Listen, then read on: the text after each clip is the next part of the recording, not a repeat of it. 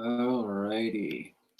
Hello, one and all, and welcome to your full moon in Scorpio ceremony.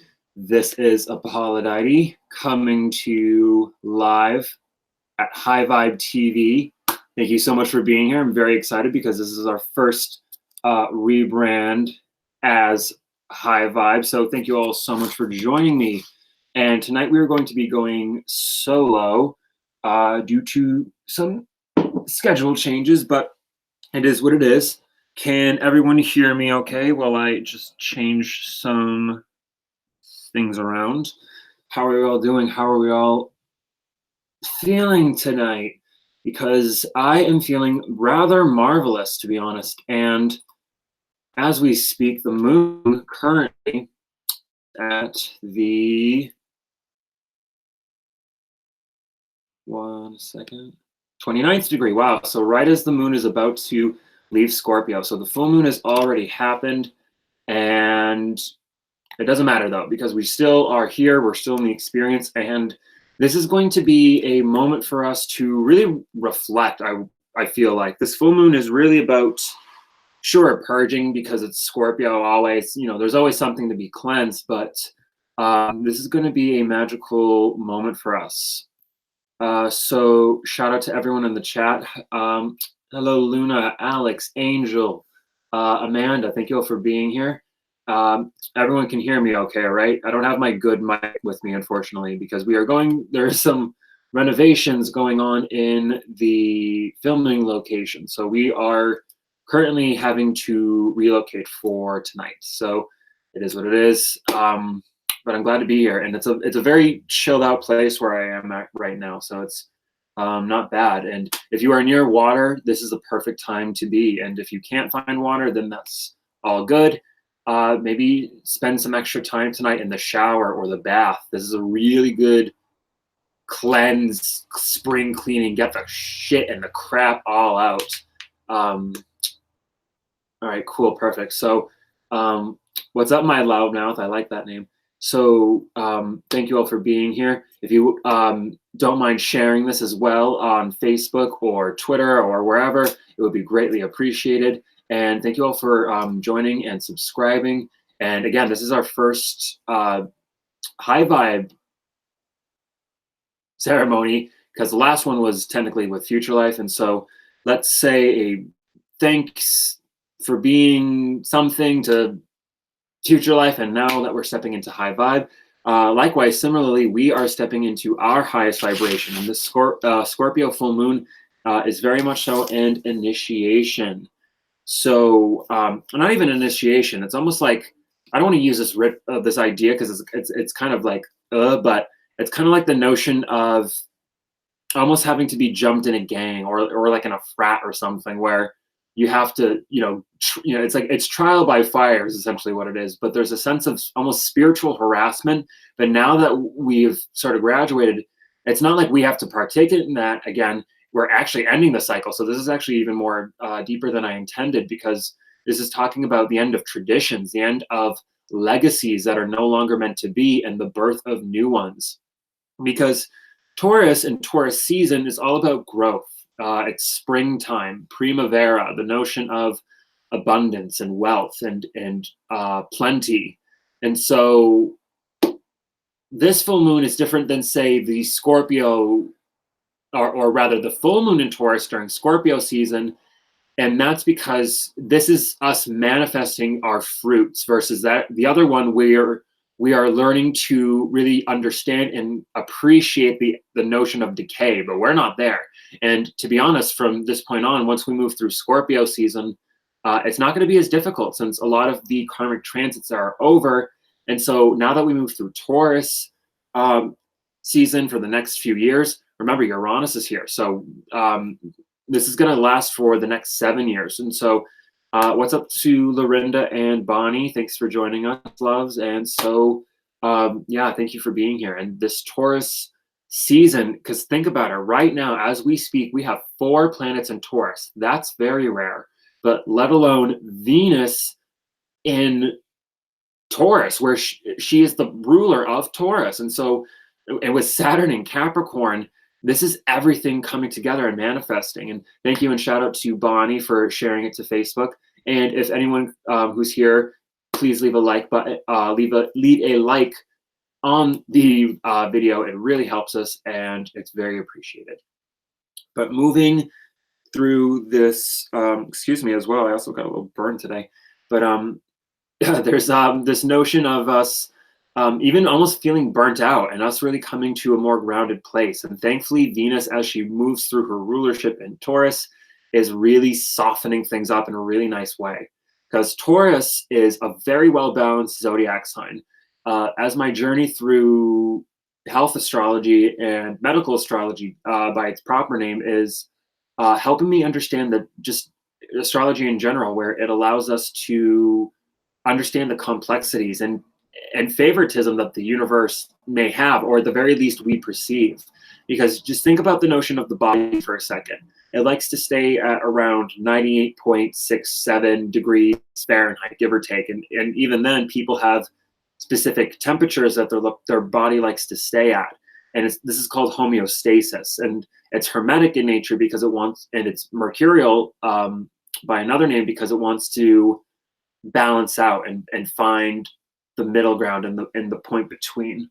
Excuse me as I sip my drink. But this week, or rather even this energy right now, is very helpful because we are learning to understand both sides of the equation. So especially as we move into the, excuse me, I have these straws which are like paper and they dissolve, so I have to take it out of the drink every time I do it. So I have to invest in something new. But anyway, I think I got sidetracked there for a moment. But this Taurus energy, this Venusian energy, the well-balanced aspect that we're in right now, because we have both benefics, the good planets, quote unquote, of Jupiter and Venus, the ones that rule joy and love and harmony and expansion in many ways. They are both in their strongest zodiac signs right now. But at the same time, we have Saturn in its rulership as well as Neptune in its rulership. Both of these planets, when it comes to the body, deal with decay in a more dry, Saturnian, long-term way, versus Neptune, which can be very sort of ill and withered and sickly. Thank you, Lorinda. Really appreciate that. But we're in a really good spot. And to be honest, Jupiter in Capricorn, once we move into December, is going to be very difficult. And so I don't want to say fear that, because this is the moment where we really come into our greatest worth and abundance. And this is what this full moon is really doing. And it's solidifying your success or your failure. And I don't want to say it like that because that's a subjective term. But if you're not secure in your worth and in your value, then I don't want to say you never will be, but it will be very, very difficult to recover from it. So really just be aware of the fact that you've come this far to succeed, and you must believe that or it will never happen. And that's really what the lesson is. And being the martyr and being the pity party is fun. I'll be honest, I think it's fun, but it's no more. It can't be done. And even me, like, I was the biggest pity partier for myself, and I had to get over that. Otherwise, it would consume and kill me. Maybe not literally, but it would destroy me, I should say.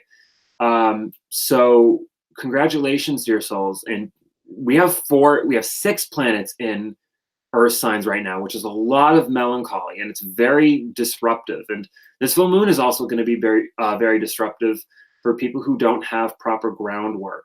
So in the notion of your worth and value, you must maintain a fixed position. I was watching Captain America: Civil War, and there was that quote about, I can't remember who said it, but it was planting your roots by the river of truth and saying, no, you move. And so there's this notion of stubbornness that Taurus brings. And so we likewise have to maintain a stubborn attitude. And even with Capricorn, there's a sense of determination to see the results come to a head. And so there's this great notion of dedication right now. And as this full moon, and with Neptune here, this only leaves Jupiter as one of the main planets who's in a fire or an air sign. And this is very rare because, yeah, with Mars in Cancer, the fire right now is kind of lacking.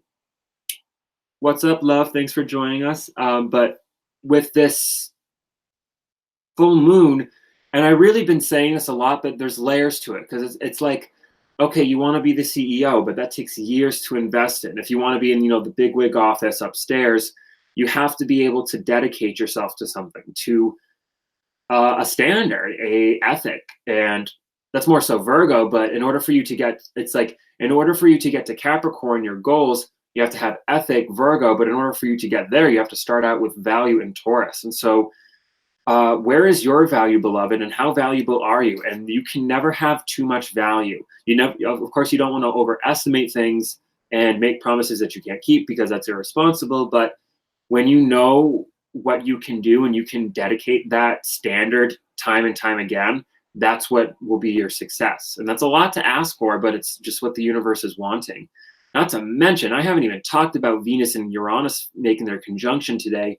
And at this moment, they're still conjunct, as Uranus is now at 4 degrees. So we are really getting even more deeper into this lesson of value and appreciating who you are. But it's much deeper than that. Taurus rules the earth. To me, Taurus is properly ruled by the earth alone, but with Venus, since due to astrology, because you can't put the earth on the chart because of the geocentric perspective, Venus is an excellent placeholder. Yeah, like Lorinda said, there's been 7 years, and I argue even more. Karma, it differs person per person, but the past 7 years have especially had the biggest spike. So it's very important that you leave no stone unturned. If I can't remember the quote, or it's like, pick it up, and if it doesn't bring you joy, get rid of it. I can't remember her name, but you have to. It's like, if you had no money, what would you value?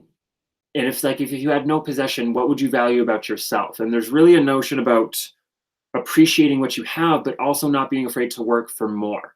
And you can be spiritual, have material.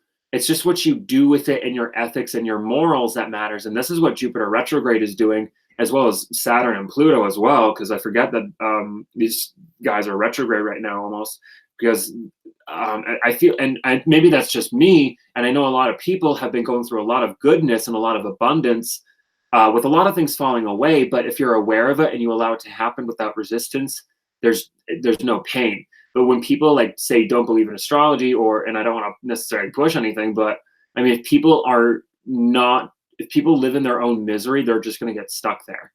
And I think people who lose everything always know that they have everything to gain.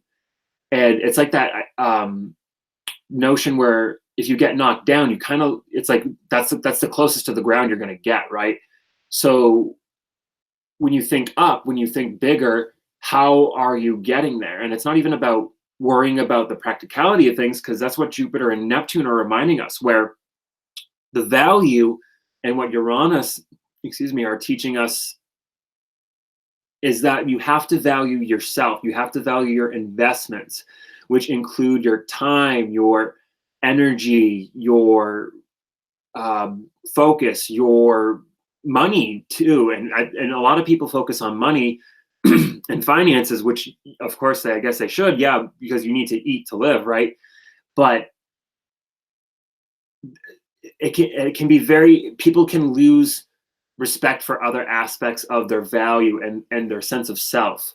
And even, clothes and the material parts that you are interacting with. And a lot of people want to hop off the grid. And to be honest, I'm kind of one of those people, but it's like, I can't walk this path without the internet, right? So it's like, I have to partake in something.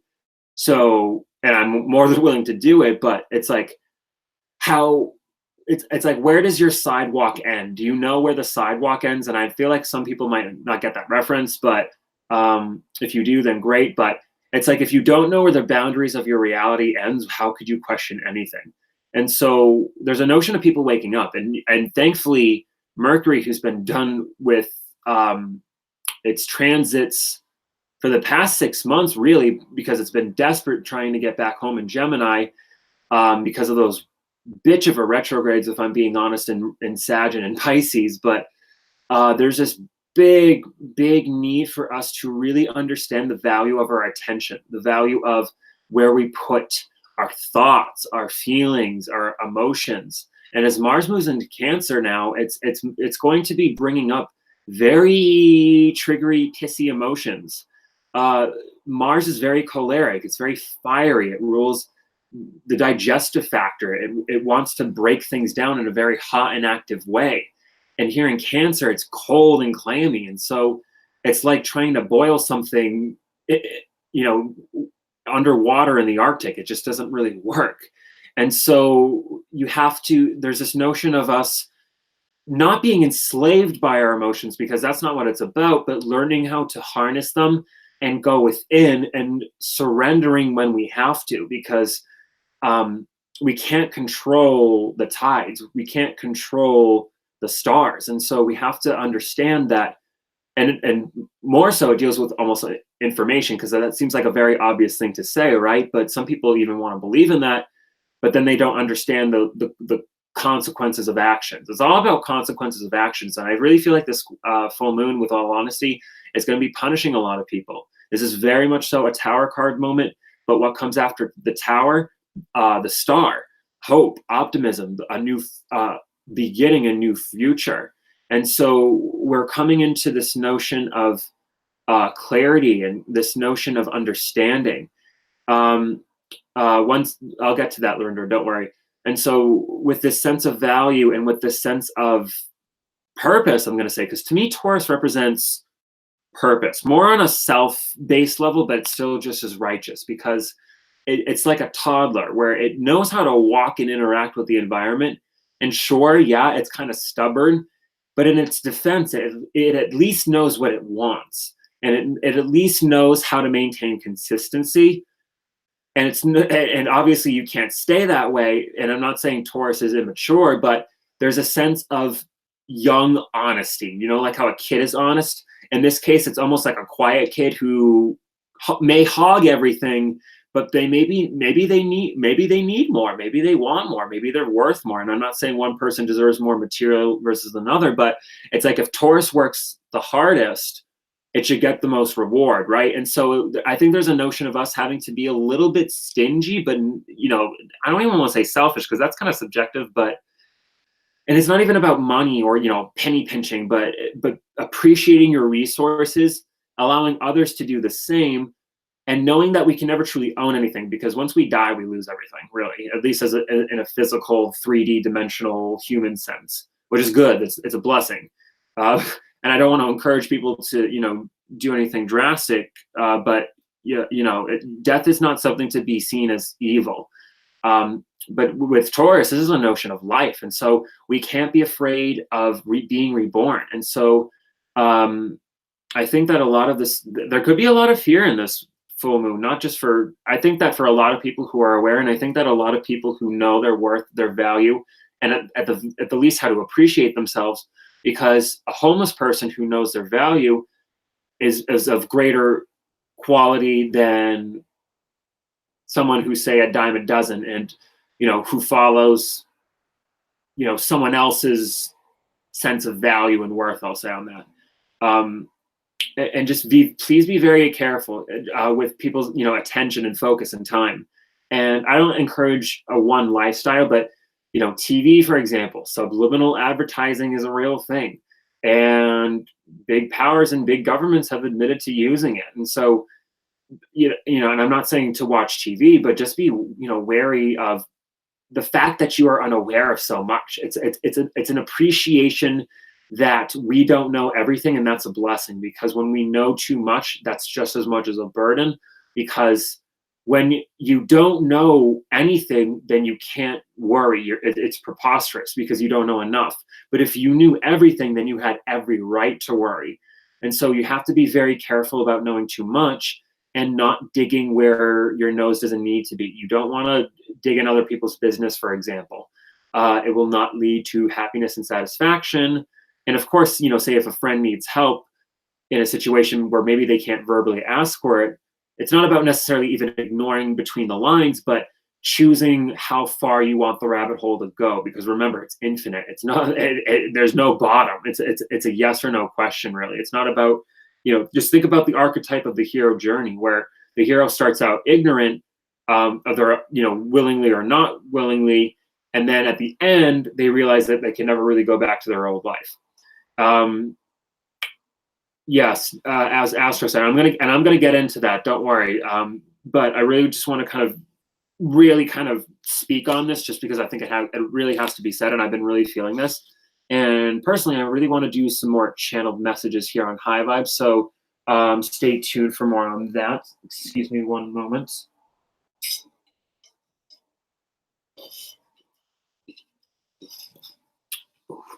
I don't usually drink Red Bull, but I had a hankering. And you see, and even this, like, I kind of indulged a little bit. I'm not gonna lie, even financially. And I'm a very frugal person, and I know where every dollar goes. So there's a notion about budgeting, not even just with money, but of course that's always a thing, right? But I feel like that's kind of such a basic thing to say. And to be honest, I'm not the most economically focused person, so I feel like there's better people to speak on that. But your attention is just as valuable. Your focus is just as valuable. And before you can even get to Gemini, which is your thoughts and your truth, thank you, Sarah. But with this this lesson in Taurus that we're in right now that we're in this new world, as I'm going to call it, as many people have been calling it. I know David has, I think Mike has, but there's this notion of us having to really know who we are and our value, because you can't really speak unless you have something to say. If you do, then it's just air, right? There's a reason why certain phrases sort of ring and we don't question them or even think about it, because that's just kind of the way that things are. There's a good example I have, but I can't remember, so I hope it comes back to me. But anyway, so bringing into the nodes, yes, the nodes are going to be sextiling and trining this. So this is a very fated full moon, and even though it's not exact, we do have Neptune and Mars who are in water signs. So we have a very, very, very weak grand water trine, but it's still there regardless.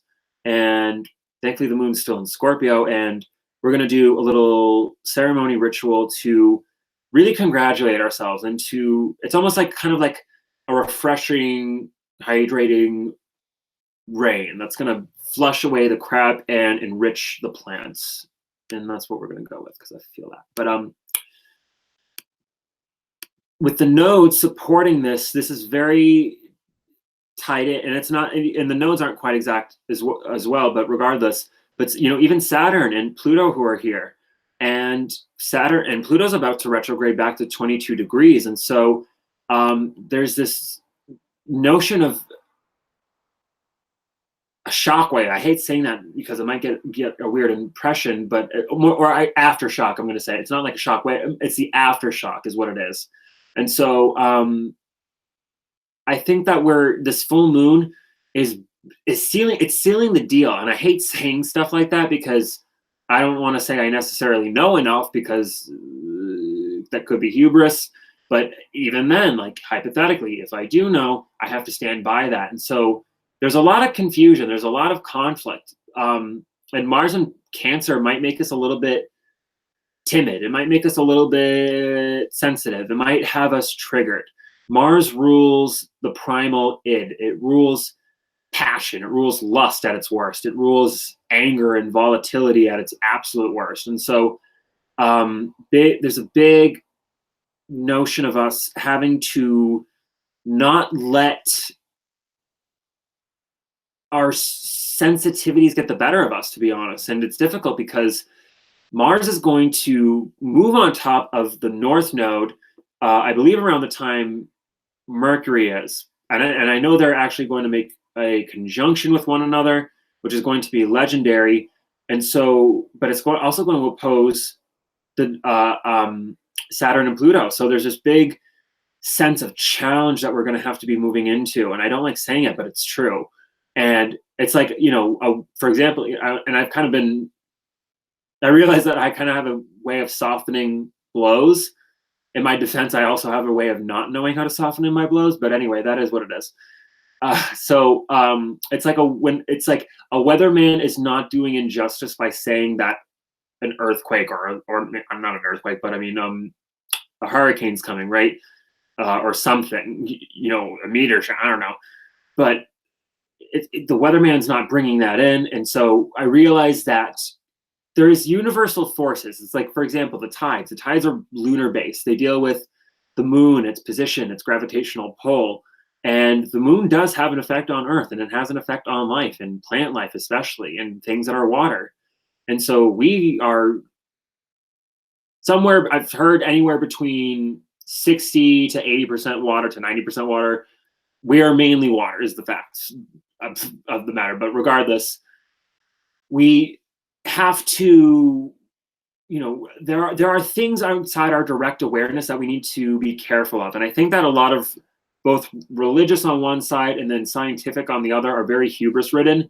And it's about finding the happy medium. And trust me, once we move into the end of May, and once we have Gemini season upon us with Mercury conjunct, this is going to change everything. And it's almost going to be like final seasons. And congratulations to anyone who graduated or any finals. God bless you, because I was there. So shout out to you. But there's this notion of graduation, and there's this notion of springtime and coming out of the funk and coming out of the winter and letting the snow melt. And it's been raining like crazy where I've been, a little bit more so than usual, but I think it's starting to wind down now. But this notion of things flowing again, but in order to do so, it's like there has to be a flood, because the snow has to melt, ice has to melt, everything has to flow, and everything pools in the water in the ocean and blah blah blah, right? And we are unaware of how many steps there are. We are unaware of the macro and the micro. The reason why these are terms is because they are outside our awareness. Otherwise, they wouldn't be micro or macro, would they? They would just be there. I don't know if there's a third term, but there's a notion. I'm very excited because this full moon is really genuinely that good. And so I don't want to make it seem like there's anything bad about it, but I think that there's just notion about appreciation, and not a lot of people appreciate themselves. And so we have to do that, and no one can do that for us. And it's like, if you go to a job interview, yeah, you might have a great resume, but how well are you willing to defend that and stand by it? And it's like, if you don't stand up for yourself, no one else will. And I'm not going to say that, like no one's going to help you or you can't ask for help, but I mean, you have to be willing to defend yourself. You have to be willing to own your value and your worth. And you might, it doesn't mean like physically fight or even verbally, but because sometimes, verbally arguing with someone is the wrong decision, I'll say, because when you give someone ammunition, it could backfire. But it's, you never want to lie, right? And you never want to deny anything. You want to own up, but just remember that you don't have to prove anything. And especially in a conversation, you don't have to explain yourself unless you're infringing on someone else's, guardianship, like a child or a house or something, right? You don't want to try and rob someone and then get mad if they, shoot you or stab you, right? So, know your value and your worth. Just watch the means by how you acquiesce it, because Taurus rules acquiescence and rules not the diet, because that's Virgo, but it rules the throat. And if you think about the throat, it supports the head, Aries. And so, yeah, it's like if you were just a head, that'd be good, and you could conceive of things, but there's no connection between, I'm going to say, you could say the heaven and the earth or whatever, right? But, or you could flip it on its head and say the other way around, but any way you cut it, there's no connect. Taurus is sort of like the bridge, if you will, because when you look at the spiritual side of the zodiac, which is kind of the second half, it goes from Pisces, the end, and then goes to Aries, the beginning. But water, Pisces, and fire, Aries, they are spiritual. What's up, Nazia? That's all right. We still haven't done the ritual. Thanks for joining, though. But there's this notion of kind of spirituality. But then once we move into Taurus, it grounds in. It's Earth. Interestingly enough, the first 4 zodiac signs represent the elements in their preferred modality. Aries, and then the 4th sign, Cancer, are cardinal, fire and water. Taurus is earth, fixed, and Gemini is mutable, air.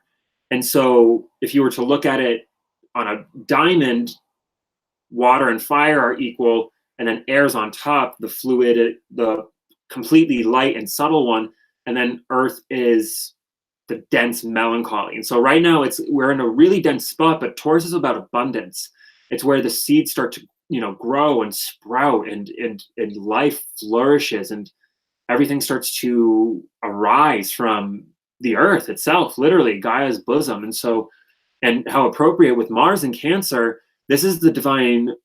I don't want to get too much into it, but I will comment on it, that the divine masculine, represented by Mars in this case, is learning how to be feminine in many regards, or not even necessarily be feminine, or you can interpret it in many ways, but the Cancer is almost that divine feminine motherly archetype. And so Mars is learning how to be still and gestate in order to have things manifest, whether that's in the notion of the womb, which is also Cancer, a child, or even just holding on to something to appreciate it, like a sentimental object. It doesn't really matter what it is. And in the case of gestation, in that regard, it's putting, a crystal. If a Cancer is born with a crystal and they hold on to that crystal, that Cancer will own that crystal for life.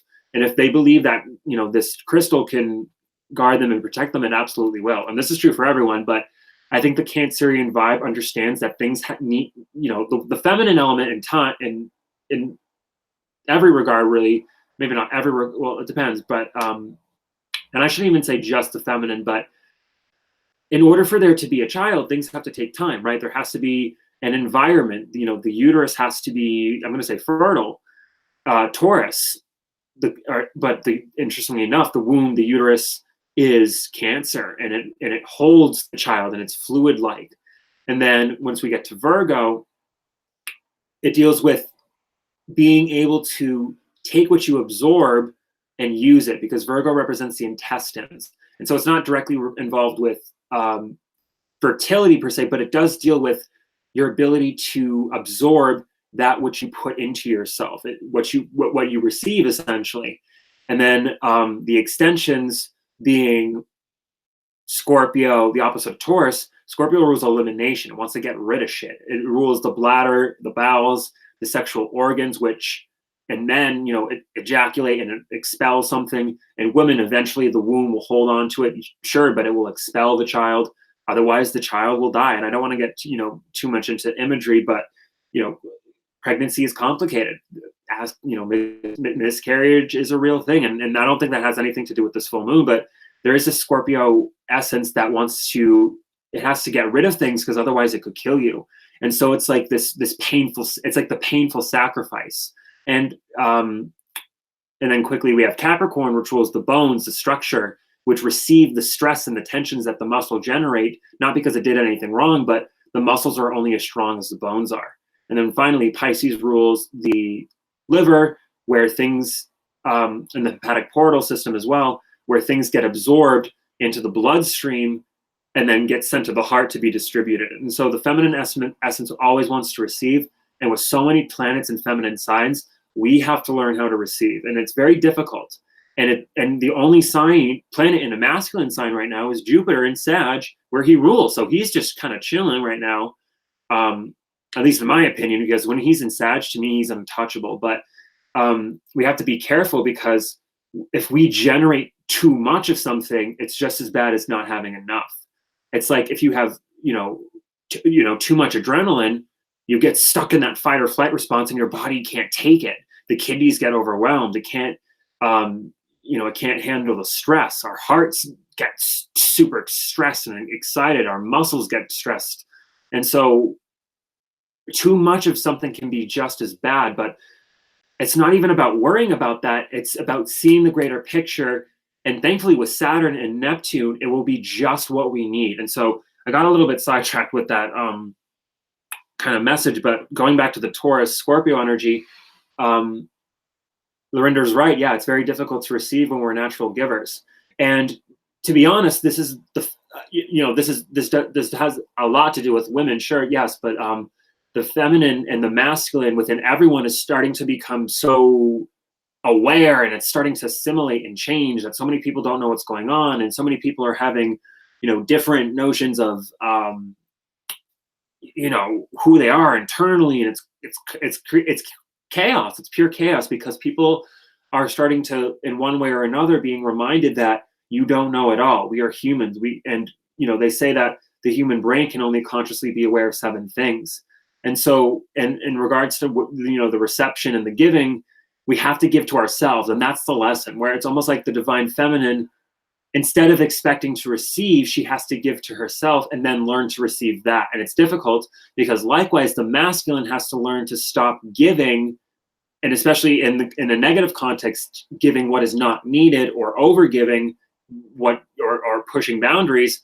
The masculine has to learn how to provide for himself. And it's difficult because everyone still has notions of what a man is, what a woman is, what constitutes proper behavior. And it's all cultural because no two cultures are the same. And so, spiritually speaking, since this is universal, it's causing a lot of internal chaos in people. And so if people have never questioned who they are or who they are internally, this is what's pissing a lot of people off. Because if you don't know what you're willing to fight for, you're not going to be able to really truly live. And I hate that. But Lorinda's right. There is a great sense of humbleness and gratitude. And first, I just want to say thank you all for being here as well, just because I am grateful for you all.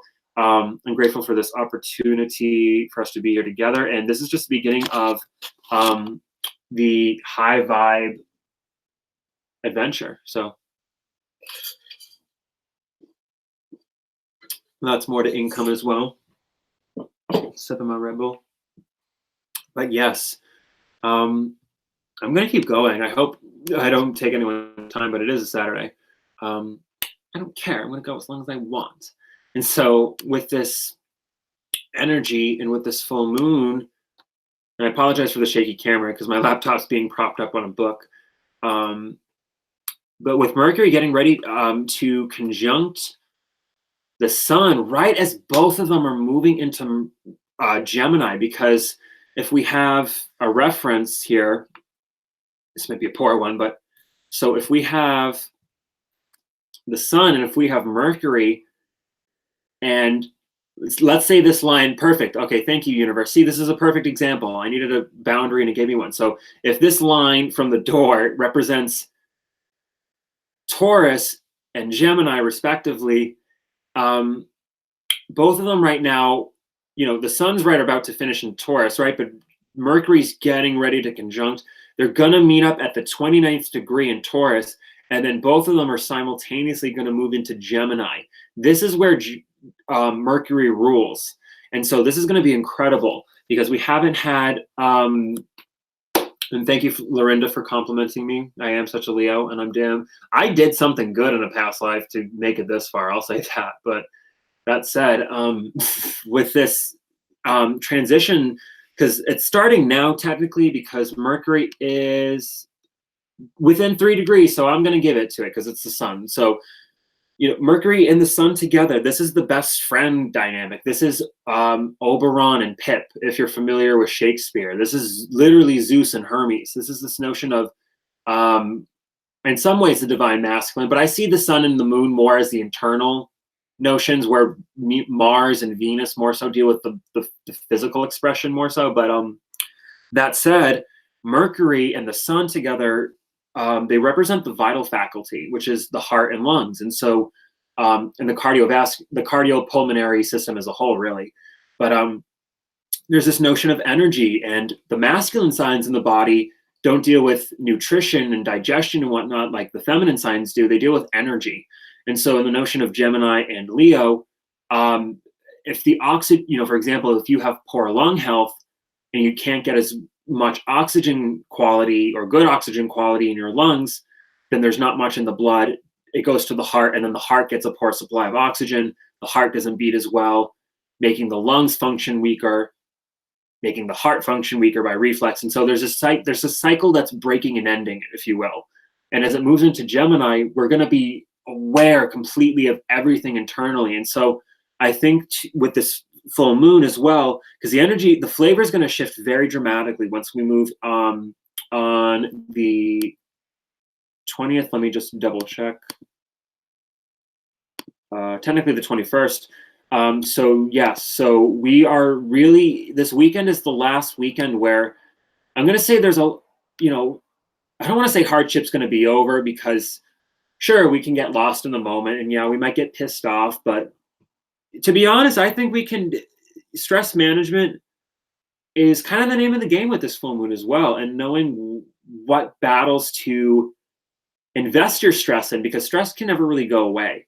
It keeps us alive. It deals, or it doesn't rule, but it relates heavily to the fight or flight response. Adrenaline stimulates you. It dilates your pupils. It raises your heart rate. It increases your respiratory rate. Increases your blood pressure. It shuts down your digestion and even your immune system. Which is why when you're stuck in that, you get sick easy. And people kind of, I really think people are just unaware of basic physiology, and that's why a lot of people are so miserable, to be quite honest, because it's not, obviously it's not easy, and I'm not expecting everyone to, invest in anatomy courses, but I really think that when people take for granted the simplicity of life, which is infinitely complex, but it's also infinitely simple because it's a paradox, and that's just it. Like life, and what Mercury's lesson through all these zodiac signs was, stop trying to think you know it all.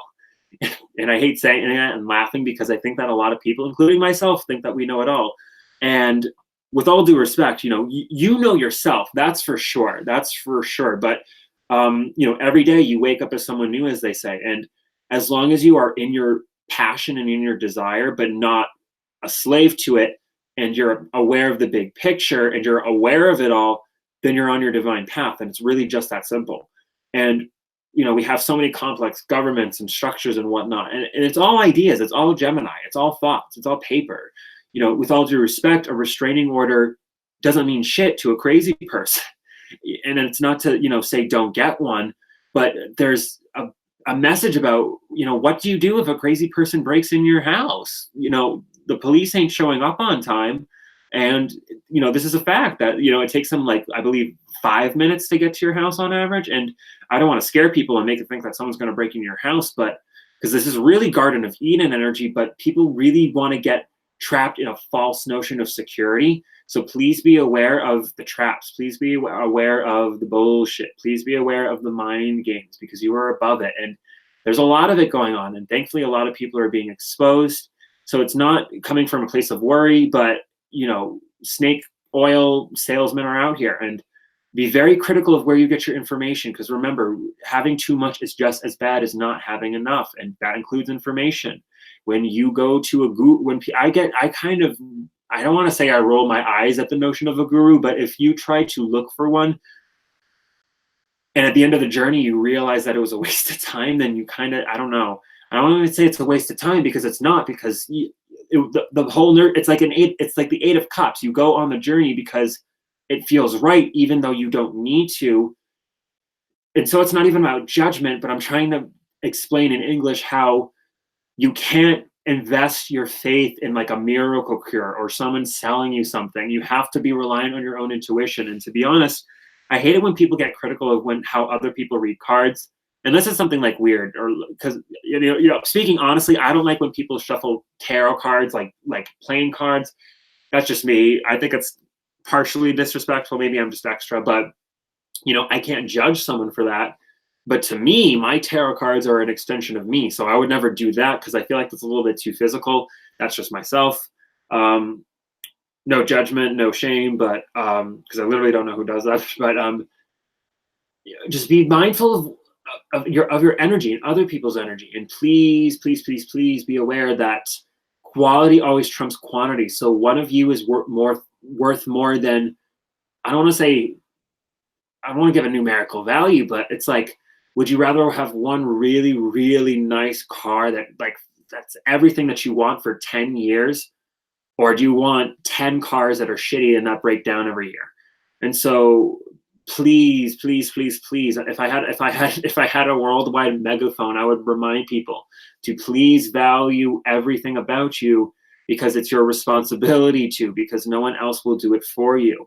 You have to be aware of the fact that you cannot be reliant on other people to fulfill you.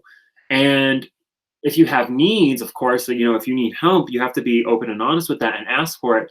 But you have to be, you know, you have to know your worth, and you have to know what you can do, or not even necessarily what you can do, but what your value is and what you can offer to yourself. That's what it really is. It's like, what do you offer to yourself? Because Uranus will take care of the collective. You know, I don't want to say screw the collective, but focus on you right now. Focus on your path and your duty and how ultimately that serves the collective. But then come back to you, come back to your center. Remember that your value has to come before any other value, before you can get anywhere.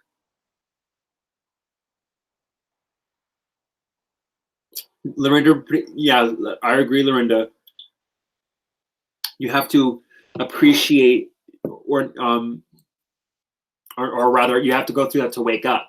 And I think this has a lot to do with the twin flame dynamic. And I don't want to get anywhere near that because that's like a hot coal situation that I don't want to be touched with. But there's this notion of understanding that, you know, hypothetically speaking, if your twin flame never showed up on your doorstep again, or you never heard from them, or they cussed you out, they threatened you, maybe not physically, because, you know, if someone threatens you, then you have every right to pursue appropriate actions. But that said, you have to make sure that you're okay with being alone. I hate saying that, but a lot of people want to, you know, expect relationships and whatnot to fulfill them.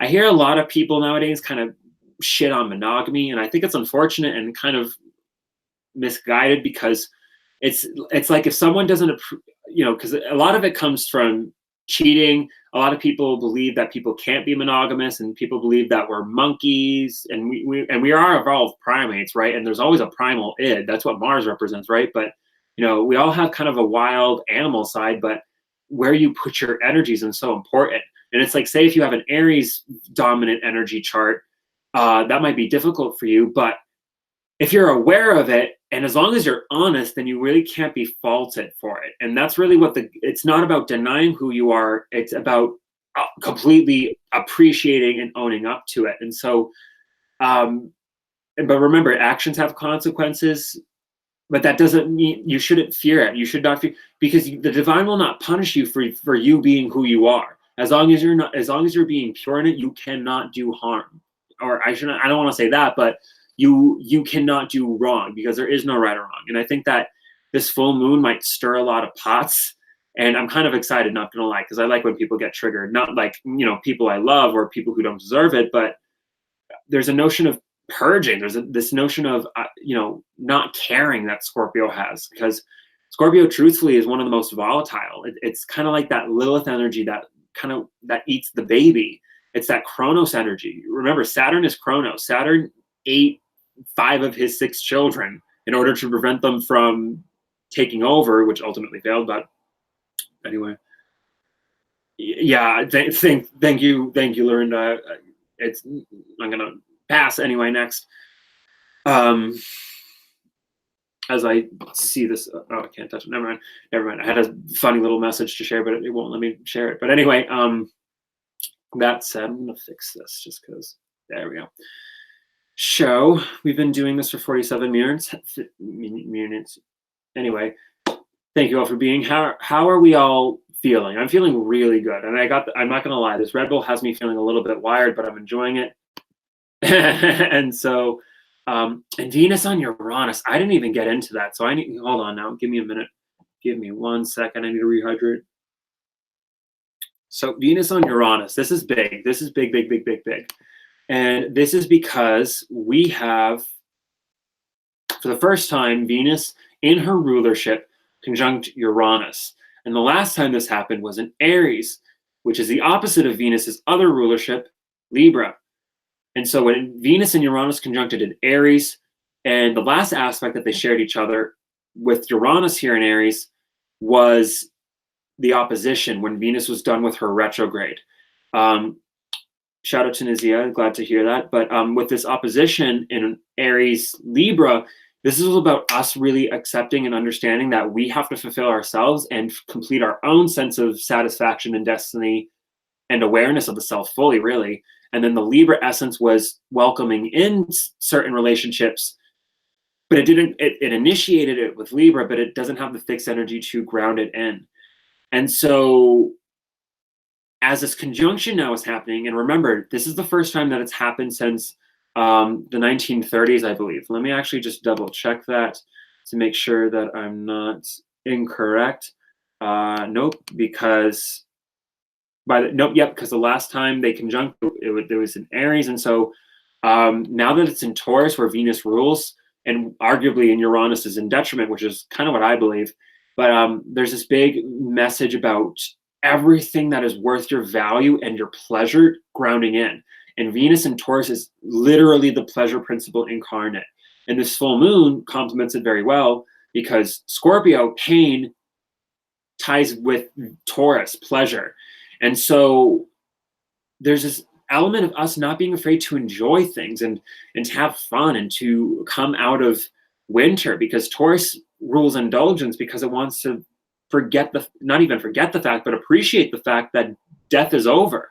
Winter could be very detrimental to someone if they don't, number one, if they don't know about it, and number two, if they don't know how to prepare for it.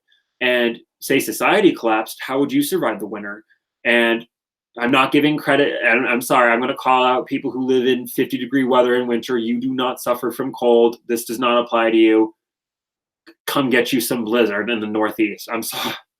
Not to shame anyone who lives in tropical or warm climates, because I'm sure the heat is relentless. But try living in a climate where there's 52 weeks, but also a different weather for every single friggin' week. So that said, just kind of, I appreciate the climate where I'm at very much so, especially since the worst natural predator around here is a coyote or a tick, depending on your perspective. So, yeah. So, thank you all for being here. I'm having a good time, and I'm very, very excited that this springtime energy is here. What's up to Lauren? Thanks for joining us. And, but yeah, with Venus, the pleasure principle incarnate, and for those who don't know what the pleasure principle is, it's the body's natural inclination to avoid pain and move to pleasure. So the body kind of wants to avoid Scorpio and move to Taurus. And so, and that's not to comment anything on, astrology or anyone's chart per se, but the notion of the axis of Taurus Scorpio wants to hold on to only what's important and get rid of anything that's not. And it's very, it's chaotic. It's almost like kind of, how I imagine the stock market is, which is Taurus. It rules investments. And, the notion of, everyone talking, speaking, and being aware that things can change, things can die, stocks can raise, quit at the drop of a hat due to something on the other side of the country or world, rather. I read a statistic somewhere or something like, if Japan stopped doing something, the entire world's government would keel in or something. I can't remember. I'm no expert. But I'm familiar, it's powerful. There's power in money and in investments and in time and where you put this shit. And I don't want to, sound too crazy, but I really want to hammer the nail home about you all being so amazing and awesome and beautiful and powerful and worthwhile and not sacrificing it. And so we're going to get into the ceremony. I'm just really enjoying this channeling that I'm bringing on right now, just because I'm surprised I'm honestly doing so well without Mike's Gemini to keep the fan going. But so thank you all for being here. I can't see how many of us are live. 1 second. 14 watching still. That's very, very powerful. Thank you all for being here, because we are changing the world. And that's very powerful, because when you change yourself, you change everything. And this is a moment for us to appreciate the fact that not everything is worth holding on to. And at the same time, it's absolutely worthwhile to hold on to the things that you do. So please appreciate the thing, stop and smell the roses. Don't be afraid to enjoy things. And of course, with Saturn here in Capricorn, you have to work and you have to do what you need to do. But at the same time, if you live your life as a slave, did you really live at all? And I think that a lot of people are realizing that they were kind of born into slavery. And this goes to, a more spiritual level, but this absolutely directly translates to a physical one. So, and it really doesn't matter what the demographic is, to be honest, because it's universal. Even let's take the notion of like the perfect whitewashed Caucasian male, 9 to 5, 40-hour week, nuclear family aspect has been played, butchered, and forced down throats so hard that it doesn't have any value anymore.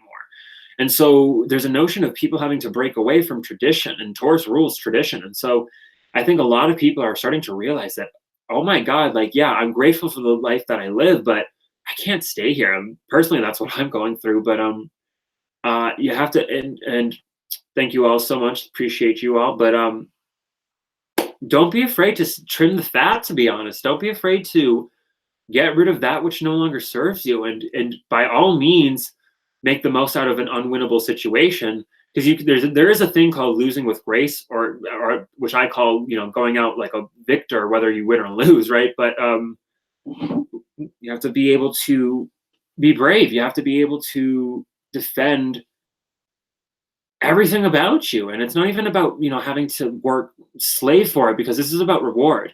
And a lot of people have been going through difficulty, especially if you have Capricorn energy. So shout out to you if you're a Cap moon, Cap sun, Cap rising, even body. Yeah, that can cause a lot of body damage, actually.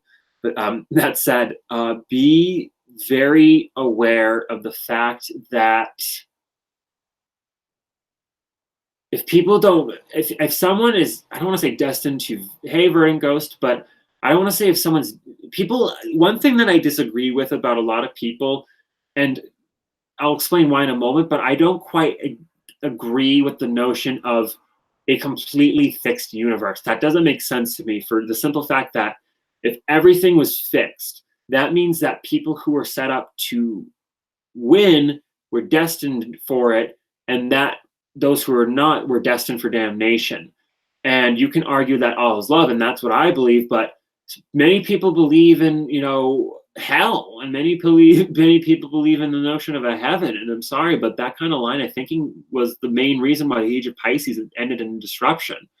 And when people stopped, and I've been kind of, to be 100% honest, with the notion of my experience personally with the Catholic Church and whatnot, I don't want to say, there's blood spill, but there absolutely is. There is, unpaid dues. And I think there's this notion of intangibility that the age of Pisces kind of brought in, which is getting swept away as we speak. But this moon is real, understanding that no one's perfect. And to be honest, I think that the notion of the Catholic Church kind of strived too hard for this notion of, it's one thing to have divine protection, but when you assert that your lifestyle is the supreme in the form of, the Crusades and whatnot, which sure, it might not seem like that long, or might, have that much of an effect, but how much did colonialism and, what the hell were they called?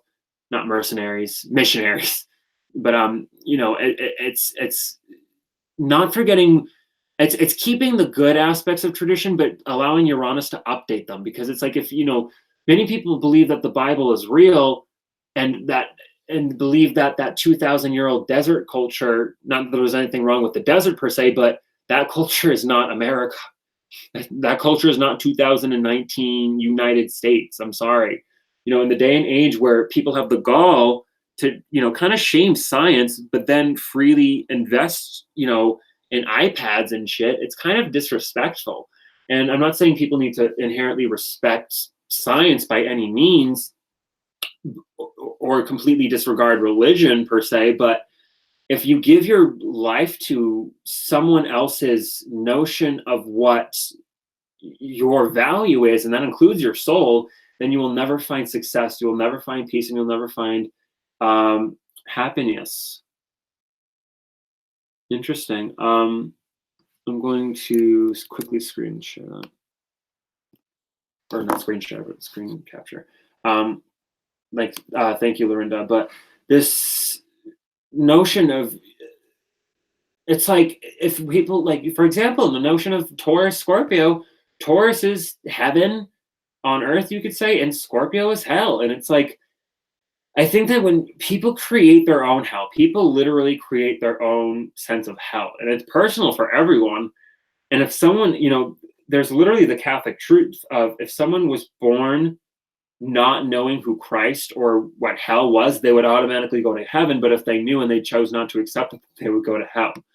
And this is what's up, Ang.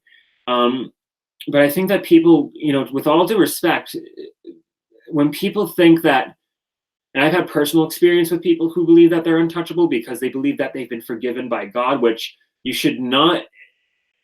You should not feel regret for your actions if you were truly who you are. But I mean, like, if you regret a little bit, you regret. And so, like, commit to the regret or don't. And it's a very serious, extreme energy. Fixed energy is not playing around. Fixed wants to last forever. And so you can't be afraid to commit to yourself. You can't be afraid to commit to your heaven. And you can't look to it as heaven per se. And by all means, focus on the good, because the body likes to focus on pleasure. So by all means, focus on pleasure. But remember, if you don't experience the bad, if you don't experience the negative, then you never will truly experience goodness. And that's just kind of how it goes. And people want to close their eyes and, like, with all due respect to people, I can understand why. And I see on not just, not really my horoscopes, but sometimes others or other videos, some people can get very snippy when, an astrologer or someone can be very upfront with their messages. And it's like, get over it. I'm sorry. There's a message of this full moon about getting over insecurities and laughing at your insecurities, laughing at your demons. If there's one movie that I could recommend to everyone right now that I just watched tonight, and I actually might watch again tonight, is Doctor Strange, because the ancient one once said, and now I'm forgetting the quote as I try to remember it. She said a lot of quotable things in that movie, to be honest, but it's like you can't. I actually lost that message. I'm very annoyed. But it's like, I'm pretty sure she said something to the same effect that I just did. So I'm pretty sure I didn't even need to quote her. But that movie's fantastic, by the way. But it's like, you can pursue comfort. And I think that many people in the spiritual community, and I hate that fucking word so much, but, I'd rather call it like a spiritually aware community. But I don't know. It's semantics at this point. But when people want to say that, when you try to love everyone, it's psychologically impossible. And I think that people want to try and label things. It's really like labeling things as opposed to just valuing things. And if you just approached everything hermetically, it could really solve a lot of problems.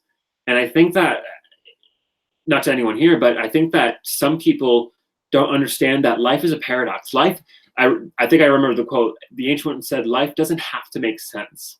Not everything does. How could you know everything?" And she kind of mocked him and read him for filth because, Dr. Strange was very arrogant before. He thought he knew everything. He thought he'd have it all figured out, and he was arrogant on the road. And I'm not going to say he deserved his car accident, but I mean, it was his fault. It was 100% his fault. He got arrogant with his phone. And so there's a notion of being able to coming out, it's like when, and I don't want to spoil anything, but when Doctor Strange evolved, or, he came to his hero's journey moment and, came to his realization that it's, and to quote the ancient one again, she said, "It's not about you."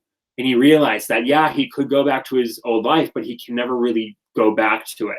He has the responsibility of owning up to his fate and karma and save the day and, to be the new Sorcerer Supreme. And so we have to be able to own up to the fact that we are our own supremes. We are our own, divine righteous rulers, and we can't, and he needed the ancient one to teach him, but she at one point even acknowledged that he was a better magician. And so we have to be, and it's not even about saying that you're better or worse than someone else, but know your worth, know your value, with all due respect. And, say you came at this from an atheist biological perspective, your ancestry and your biological makeup and whatnot came by sheer dumb luck to this moment. So it's either divinely ordained or sheer dumb luck. And it can be very difficult when people don't act as awareness. And I think that this is more so kind of a lesson than a warning or anything. I feel like many people here are not worried as they shouldn't be. Dualism. Yeah. It's conflicting because in the age of Aquarius, you have to maintain a fixed position, but it's not even about that. It's like, if I'm me in this body, I am red hair, Caucasian, wearing a Green Lantern shirt, etc., etc. But I am more than just that. And it's sort of like playing the role that you are, and adapting as you need to, but not being afraid to realize that you are just so much more than just a body. And I think that a lot of people, and I think that this is bringing about a lot of greed and materialism, but it's going to be people's downfall, because it's like eating fool's gold. It's like what are you doing? You're wasting everything, including your time, your energy, and your patience. So please don't, just be aware that a lot of people are eating scraps when they could really dine like a royal. Uh, Interesting. Yeah, thanks for sharing, Aang. Yeah, it's true. There's Scorpio leads to Sagittarius, and there's this element of us having to die before we can ascend to godhood. And in very ancient, I believe, Hellenistic astrology, it is where the sun is the ruler of the ninth house, actually, which is interesting, meaning that the sun has an affinity for all three fire houses, which makes sense. And so,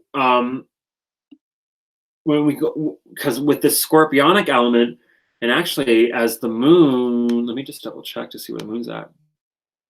Okay, oh, perfect. It's still in, oh, nope, 0. That's technically in Sagittarius. Oh, well, doesn't really matter.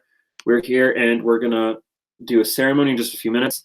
I've been talking for an hour, so thank you all for being here on this lovely Saturday night. I'm actually going to really quickly, actually, no, I'm going to go into the ceremony in a second. I just have to run and get my charger very quickly. So just one moment while I go offline for a second. And look at this logo. Doesn't this look perfect and pretty? I love it.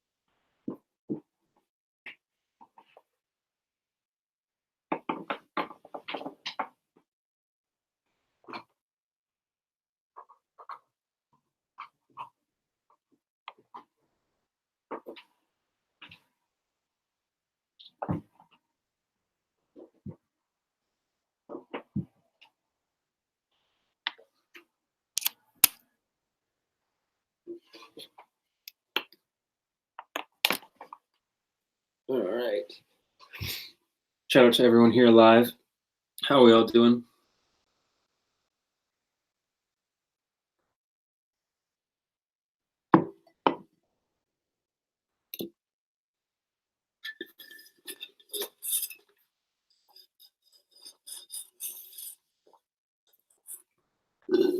Alrighty. So I'm going to leave the camera off actually for now. So we're going to start this ceremony just with some very powerful, but very subtle, because Taurus has a very aware, it's interesting because it's like a very strong awareness of its sense of comfort, its state of peace. So definitely don't be afraid to relax and kick back and let this Scorpio energy take care of the rest. That's an interesting idea, Ben. I'm not exactly entirely sure, to be honest. The future has been yet to be seen. But anyway, so as always, find a nice deep breathing cycle that works best for you. And as always, breathe in. I recommend highly through the nose, hold it, and then release. You can exhale through the nose or through the mouth, but remember to hold it, to breathe in, hold it, and then exhale for the same amount of time. And don't be afraid to go at your own pace because that's the name of the game. Taurus might be the slowest, but it always has the best value and the best quality. So just do what feels right.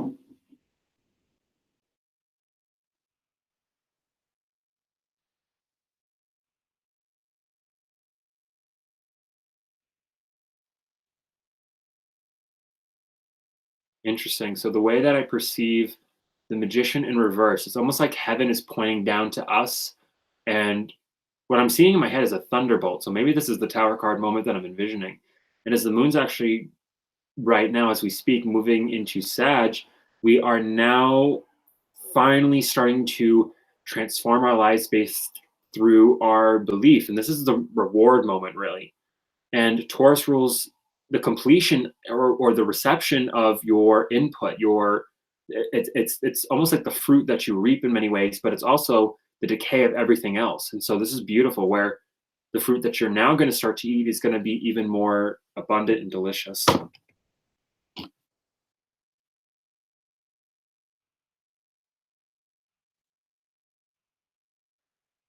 Remember to keep a cycle of breathing that is appropriate for you.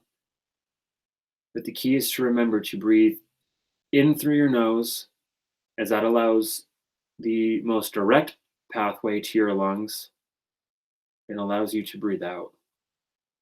And I'm starting to see that some people, even including myself, sometimes swallow air as opposed to inhale air. So just be mindful of where the air is going in your body and make sure that it's moving towards more so the front than the back.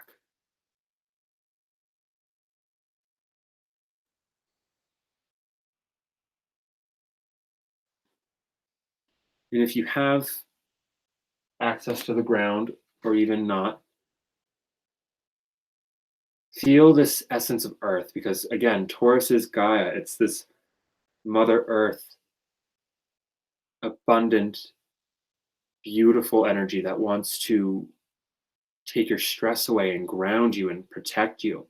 And so allow Gaia to connect through your earth, through your feet or through your sacral, and have this energy rise through your leg from or to your sacral up to or rather your root, excuse me, to your sacral, to your solar plexus, into your heart, and allow this energy to just ground in. And so any stress that you may feel, any tension in your body, allow it to release, because the fixed signs, to be honest, also rule stress. And so this full moon can be very, very stressful or stress relieving, depending on how well you can adapt to the energy and be aware. But to be honest, I think that many people here specifically, and even if you're not live with us, this is still very much true. So please apply it. But just realize that your quality might bring out some envy in some people, but that doesn't mean you have to tailor to them or entertain them.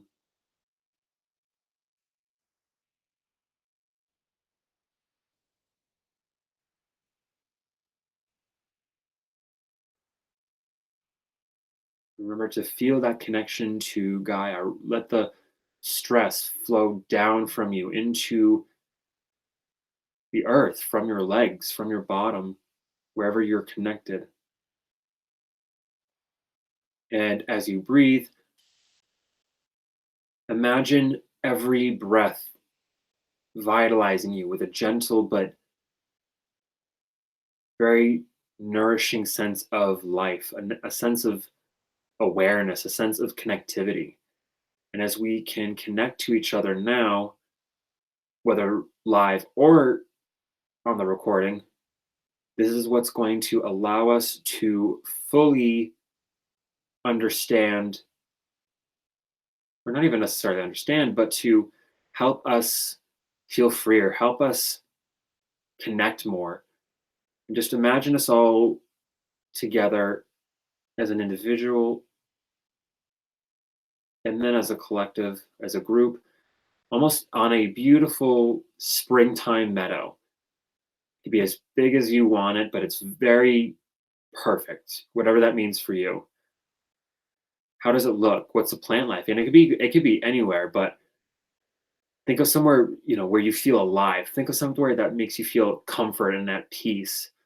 And even what does your best world look like? It doesn't even have to be a meadow, but what is your greatest possible experience? What is your greatest life? Even if you're not necessarily sure about what it is, you can still tap into that feeling and know what your value is. And if you don't know what you want, if you're in a meadow, at least you can stop and smell the flowers. So there's this notion about appreciating where you are. And so tap into this notion of space. And we're all connected. So it doesn't matter where you imagine yourself, because in just a few moments, we're going to imagine this very beautiful healing rain, which is going to cleanse, but also nourish ourselves. So mind your breathing. And every time you breathe in, feel this springtime, this essence of life, this essence of warmth and healing, and allow it to fill your vessel. And then at the same time, make sure you release it, because you have to make sure that you release the carbon dioxide, or it just stays in your bloodstream and your body wants to get rid of it. And so this is a notion of energy exchange, both physically and the notion of, the gases, but energetically, it represents us breathing in the new, breathing in the beautiful, and letting go of the ugly and the crap. And if you're gonna, you have to hold on to something in life, so you might as well hold on to something that's good, right?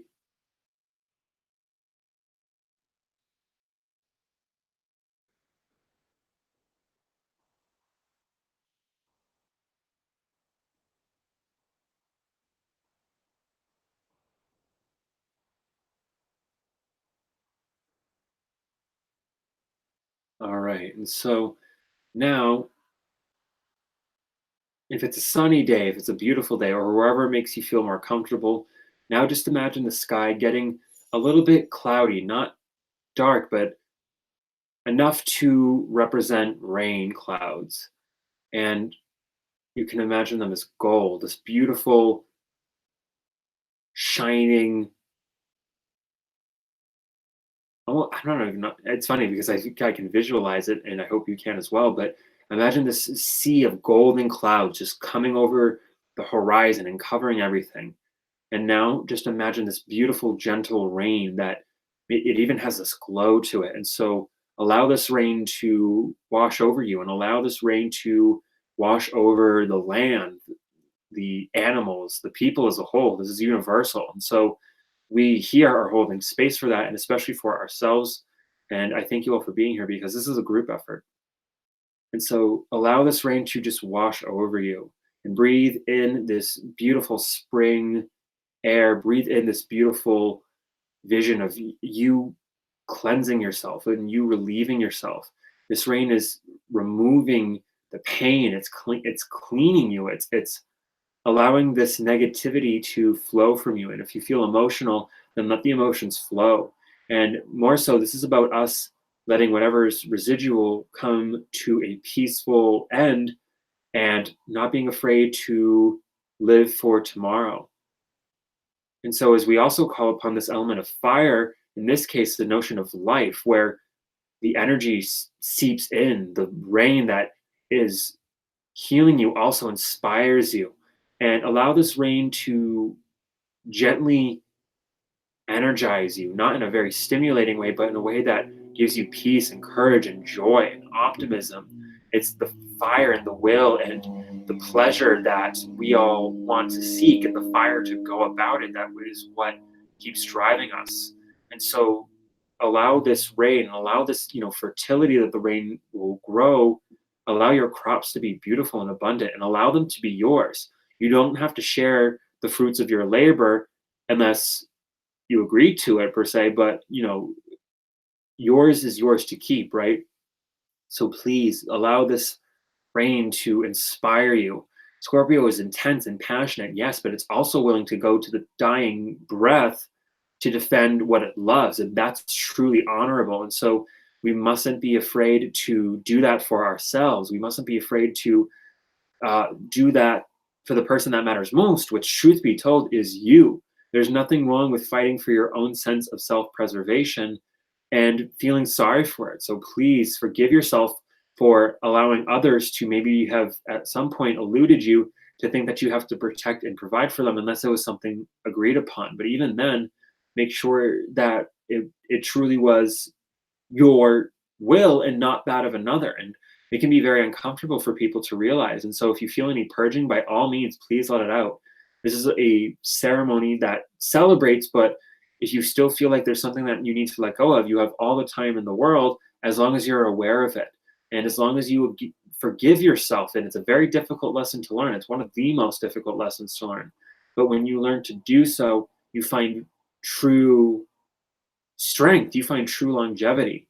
And so I thank you all for being here, because I can see and feel this beautiful, almost Garden of Babylon, this Garden of Eden, where everything's flowing and abundant, and there's beautiful, pristine colors. And I encourage you all to, indulge in this vision, or whatever feels right for you. But this notion of the fruitful, endless horizon is here. And for some, they may not perceive it right away, but that's okay. You can feel what you want as long as you don't attach to it. Because if you genuinely believe life will never get better, then it never will. And it's a very difficult place to come out of. And you want to forgive yourself for having to endure things, and having to adopt perhaps behaviors that may have been necessary in order for you to survive.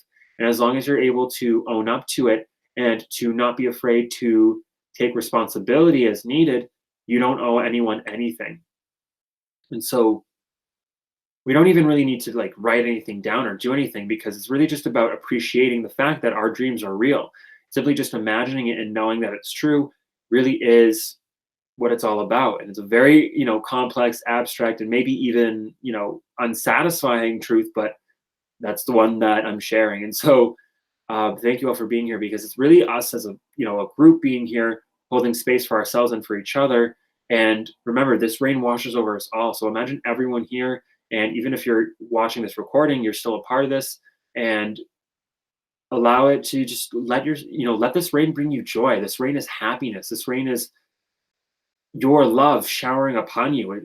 You are God. We are all aspects of the divine. And so we must not forget that we cannot devalue ourselves, because that would be disrespectful to the divine itself. So give yourself credit where it's due. Own your value, own your signature, own everything that's real and true about you, because otherwise no one else will. And I don't want to say that to, sound cruel or punish, but you must live your life. You must live in your truth. You must live in your prosperity, whatever that means for you and whatever feels right. And it's not about money. It's about knowing your vibe, your aura, your vibration, and allow this rain as well to power up your aura. And if you're familiar, aura is Latin for air. And so let this energy around you flow. And if you're familiar with it, let it just release in a very, steadfast but steady kind of way. This is all about endurance. It's not about power and trying to accomplish something, through brute force. This is Taurus. This is about enduring and learning how to appreciate the slow grind, which sounds awful, but if you're working in the Garden of Eden, to truth be honest, do you have enough to complain about? And of course, life's not as simple as just believing that we're in the Garden of Eden, but I'm promising you, life is going to get better for those who have value, those who believe, those who have ethic and know what their worth is. Jupiter here in Sag is guaranteeing your life will transform based on how well you can believe right now. So please don't let yourself go. Please don't let your dreams die in a sense where you give up on them and you never want to, think of the pain. But if you truly work for it and if you truly invest in it, it will come true. So please, please, please, please, please forgive yourself. Forgive others for not being able to maintain their own rules and boundaries. Because it just simply, life is difficult. And so forgive yourself for having to be one of the tough cookies who has to endure in order for you to get the reward. And there's nothing wrong with you. You didn't do anything wrong, because this is where you're going to show yourself or be shown how much you've worked on yourself. And so give yourself a pat on the back, because you did that. You did that. And I'm going to kind of technically conclude the ceremony here, although I'm going to still be talking. But yeah, this week, and not even week, but this full moon, it really is bringing in so much. And I'm going to pull tarot cards for the 12 zodiac signs in a moment, but this full moon is spectacular, and I don't want anyone to get discouraged based on how things have been. But if you get stuck in there, it's like quicksand. It's impossible to get out. And so remember that you can walk on water, I'm going to say, and if you believe that, then you will. And of course, that might not be directly literal, but your faith is what's going to show you how strong you really are. So please don't discredit yourself, because it is not serving you. And if it's not serving you, then who is it serving? And like Free to Be said, hooray to us all, because we did that. And, it is what it is. And of course, I can talk about a lot of things, but it really, the message kind of speaks for itself, honestly.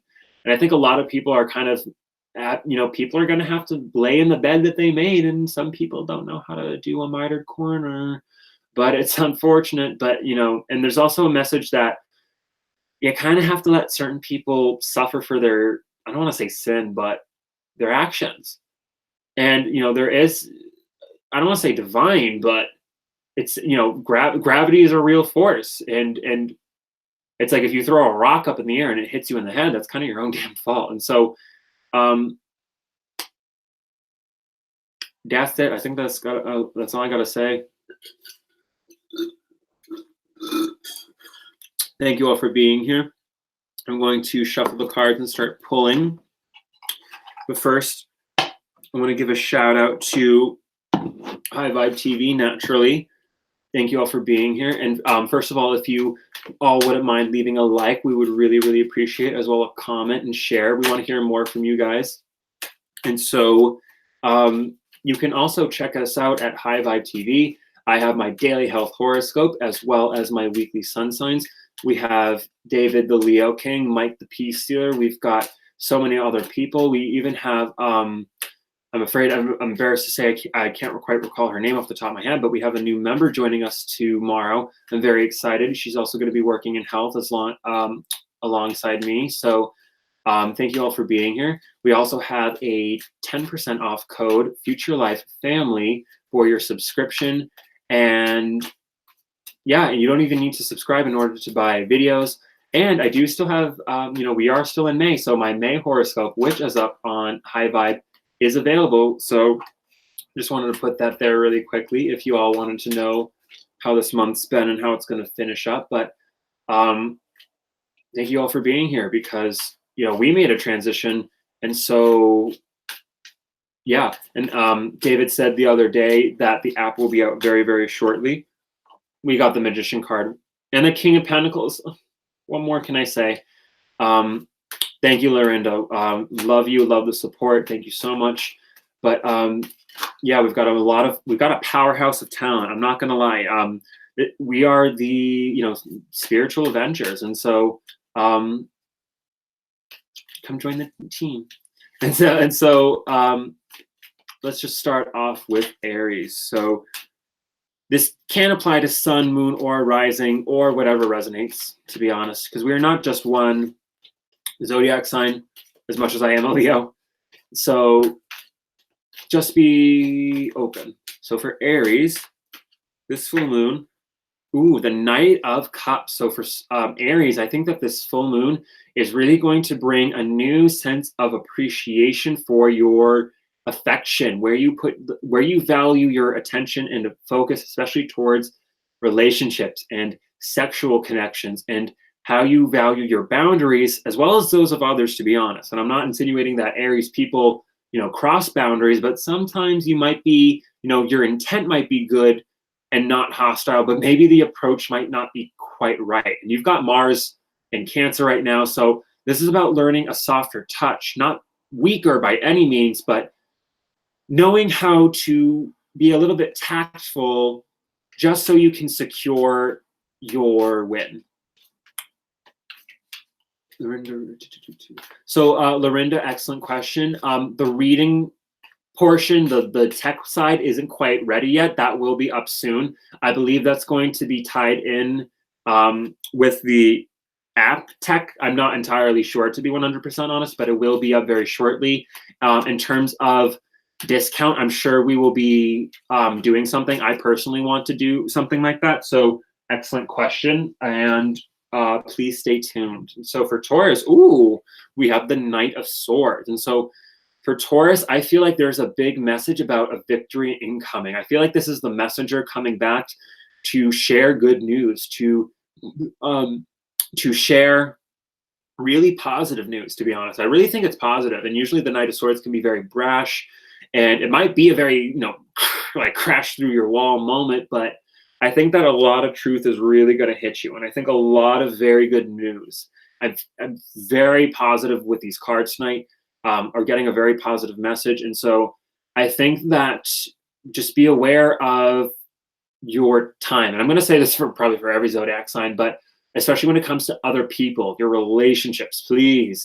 I feel like this deals with like connections and relationships more so specifically, but it could be, about your job, could be about anything, but it's definitely good news. But just realize that it's the truth, right? And you're going to know it when it hits you.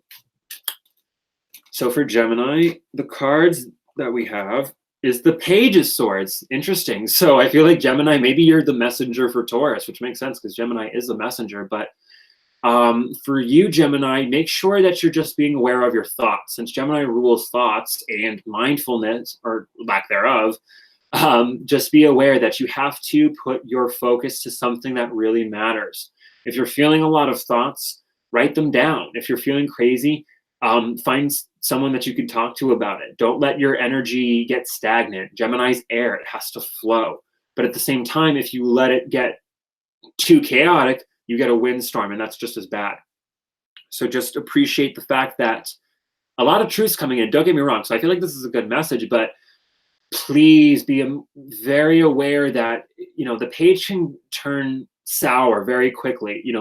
He is a child. A child with a sword is not to be played with. It's not like a child with a cup or a pentacle or even a wand, which, you could hurt someone with. A sword can kill very easily. So yeah, good luck focusing, or at the very least, just be mindful of where your energy is being directed.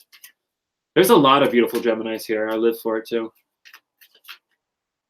So oh wow, okay, so we've got a lot of cards for Cancer, but the message mainly focuses around the Tower card. So you've got, a lot of cards, Cancer, but I think that the message here for you is you can't juggle it all. So let go, let God, and let the Tower moment happen.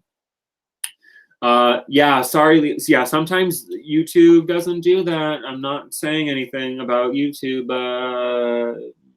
Oh, and just for future reference as well, we will very soon, actually, probably by the next new moon, will be in Gemini. We will most likely be doing these on the HighVibe platform, which will be pay-per-view, which I know some people might not be a fan of, but I assure you, this will guarantee the quality. Everything's going to be much more consistent.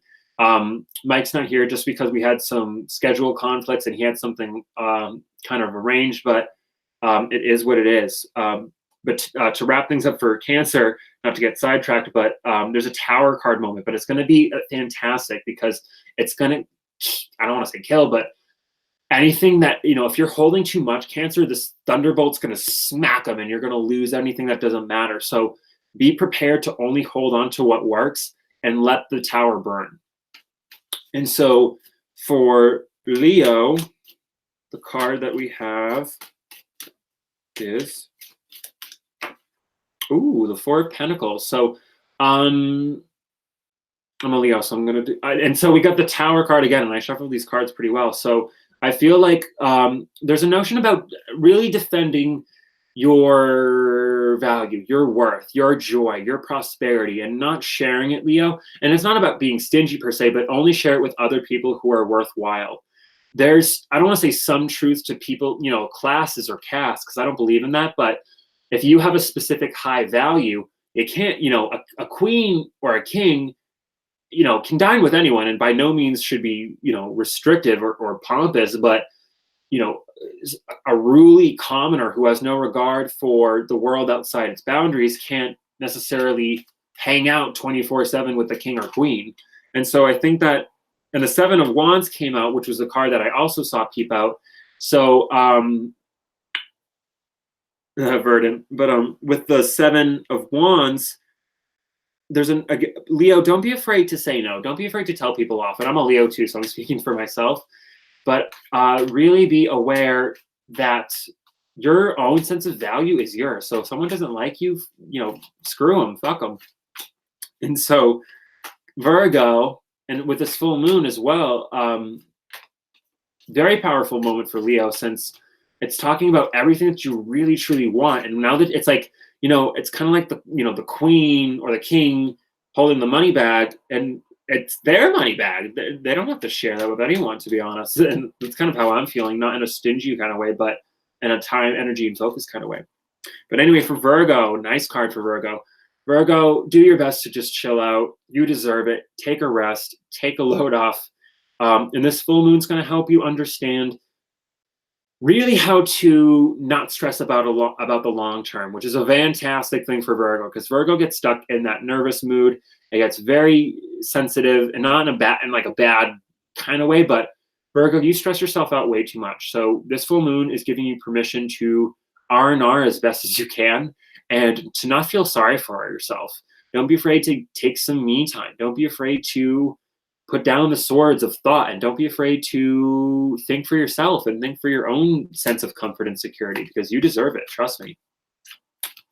And so, so for Libra, we've got the Wheel of Fortune. So for Libras, I think that this is, it's the Wheel of Fortune. And I think that this is karma, fate, everything shifting in. And this full moon will help you understand your true, it's almost like, you know who you are now, Libra, right? And you know what your worth and value is. So the wheel's going to shift, change, and turn everything on its head, but you'll be okay because you know it. You're prepared for it. It's like, if you know that an asteroid's going to hit, you kind of know how to prepare for it, whether that, whatever that means for you or whatnot. But, you're going to have a great sense. It's going to be great for you, Libra, because the playing field's being leveled, but in a good way, where karma's shifting and changing, where you're moving out of this.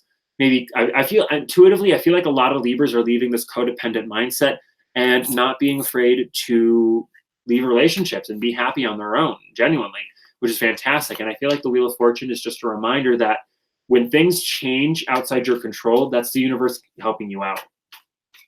So for Scorpio, the card that we have is the Five of Pentacles, but we have the Knight of Pentacles too. So I feel like this is interesting, because I feel storyline here, but I want to, okay. So for reference, now that I look at it, the Knight's moving towards these people, although he's moving at a snail's pace. In fact, he's actually kind of standing still. And I think that Scorpio, if you're trying to look for your wealth instead of being wealthy and valuable, it's not going to work. But I think that this is you understanding that and learning how to turn around and I can't really do it anymore, right? Or seeing the Knight and then moving towards it, because these people are miserable, but there is, potential sanctuary right there. So they have to be willing to know their value and worth, because maybe they're outside for a reason. And that's something that I've always think about. Maybe there's, something nefarious in this building. And so maybe it's better to be out in the cold, homeless, than suffering an illusion. And I don't want to say that that's going to happen to you, Scorpio, because I think this is coming with value, especially with the Knight. So I think that this is, the universe, or even you giving to yourself, and stop. And it's funny because it's almost like you seeing yourself in a poor version, or in a past version even. So don't be afraid to be your own savior. Don't be afraid to be your own saving grace, and get out of any victim mindset, because it's not helping you. And you have to be honest in order for you to change. And it's not easy, but it's going to be worth it. But I feel like there's going to be a great amount of windfall, Scorpio. And you've been going through a lot of karmic lessons that are just wrapping up. So congrats to you, because I really think that this is a very defining moment. Since this is also your full moon, this is talking about you coming to a fantastic, almost like character development in the story. So congrats. So I'm going to take.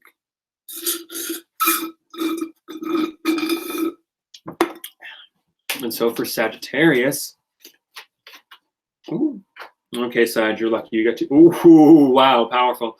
Sag, you got the Empress and the Tower card. So for Sagittarius, this full moon is really going to make you question how valuable you really are, even if you have everything stripped away from you. But at the same time, you're gaining everything. And I know this is like all these cards are repeating the same message. And I think that for Sagittarians, this is talking about not being afraid to ditch the shit and get with the good shit. I don't think that made any sense, but the Empress card is reminding you that, you can be out in the field of wheat and still be in the lap of luxury and still be in this beautiful, abundant energy. And you've got Jupiter going through your sign with Venus covering your 6th house. And so I think that when the Tower card here is reminding you, and I feel like this is more like a laugh moment for Sagittarius. And I think that this is, this is definitely Sag. And I think that this could be, a lot of people outside of Sag, because this card's come up, 3 times now? So don't be afraid to know your value, Sag. And that does require you planning your routes. That does require you maintaining consistency, Sagittarius. And I know many of you are rolling your eyes, but I don't want to hear it. I really, really, really, really, really don't. And, I love you, Sag, but you have to maintain some form of consistency. Otherwise, it's just pointless. And speaking of consistency, Capricorn, your card is the 10 of Cups. Congratulations, Capricorn. This is very much so well-deserved. What can I say? It's the 10 of Cups. And I think that this full moon is helping you understand a lot of your, true friendship, true connection, true love of the people and the situations around you, or even just your own sense of joy and peace and fun and prosperity. Have fun this full moon, Scorpio or Capricorn, please. You're the one zodiac sign that I'm suggesting that, I don't want to say you lose control, but please indulge a little bit. Please don't suffer any more than you already are. And tying in, actually, this is Capricorn's card. You have the Ace of Wands. Go for it. Stop holding yourself back. And I feel like this full moon is giving the Capricorns who have value and appreciating, because to be honest, Cap, when you don't appreciate your value, which includes your rest and your body and your time and energy and focus, you disrespect yourself, and then you don't, attract abundance. You attract lack, and that's why you're miserable all the time.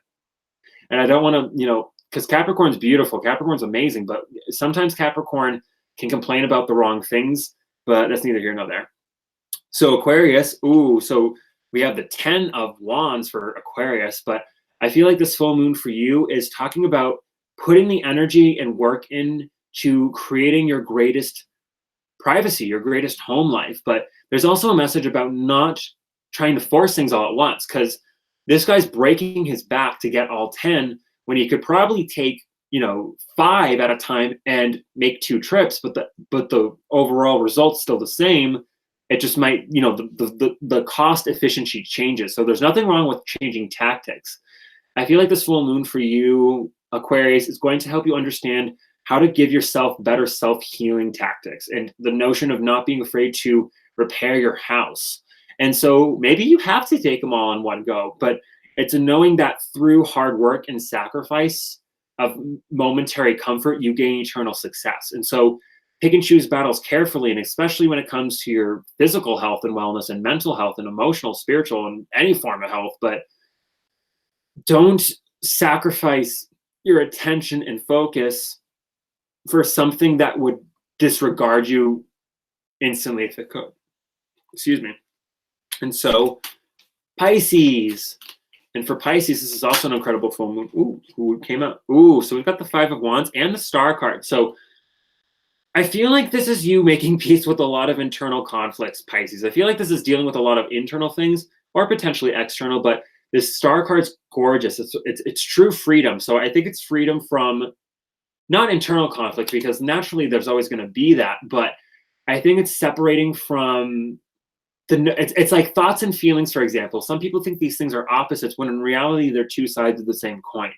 And when someone tries to control their thoughts, their emotions will always get the better of them. Likewise, if someone tries to control their emotions, their thoughts will still not matter. people who deny their emotions ultimately end up being enslaved to them. Likewise, people who completely and utterly are enslaved to their emotions have no sense of control. And so it's about not being afraid to embrace look at the conflict, Pisces. The conflict is there. People think life is, look in the animal kingdom. Animals kill each other constantly in very painful, violent ways, but it's either by random probability or a sense of divine purpose. And so, take it for what you will. Even plants compete with one another and will try and kill each other if they can in order to secure more soil, in order to secure more water and resources and sunlight. Plants that grow faster and taller than other plants will literally grow over the other one so it can't get sunlight and deny it. And so, and I encourage this message for everyone. It's to not fear conflict, but to embrace the fact that when you know that conflict is inevitable and that you don't have to prescribe to the notion of what peace and war is, because all is fair in love and war, everything will be fine. And so for the final card for nice. So we've got, oh my Lord, we've got the Lovers and the Ace of Swords. So I think there is a notion of reunion, a notion of balance, a notion of relationships coming out. Shout out to Tyler. Thanks for joining us. Sorry to hear about your troubles, friend, but thanks for joining us. But this final message for everyone is the truth coming out about love. And I don't want to say twin flames, but the truth about twin flames, quote unquote, the truth about unconditional loving relationships, the truth about soulmates, the truth about it's your truth manifesting in that of another person. And your vibration, your value, and yes, your twin flame does mirror that. But but it's not even about the person; it's about your mirror match. I'm going to say and it's your truth. So it's literally you looking in the mirror, just in another body per se. And yeah, you might have different. Of course, there's different memories, there's different experiences, and the neural pathways are completely different.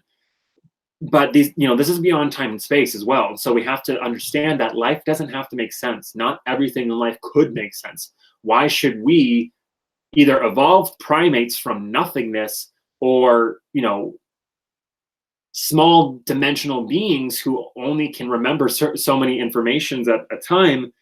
We can't know it all. And I think that this is a fantastic card to end with, and two cards, because and we even have the Star card and the Magician at the bottom as well, at the Nine of Cups. And so, and we can't be afraid of love. And I don't want to even say, romance, but or attachment or sex or relationships, but true, genuine appreciation and love of the self.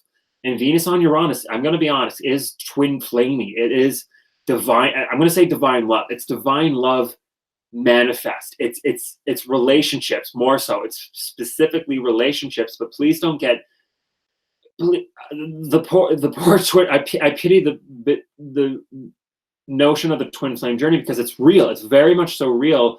But the romantic side kind of got over butchered.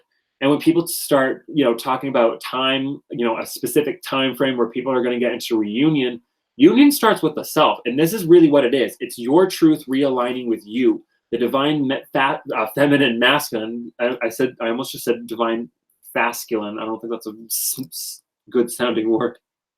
But this notion of everything, it's truth. It's genuine freedom. It's genuine liberation. It's genuine understanding of what I don't even say your purpose is, because you know what your purpose is, but it's how it plays out with other people. And it doesn't have to be romance. It doesn't have to be sexual, although I do get a very strong vibe.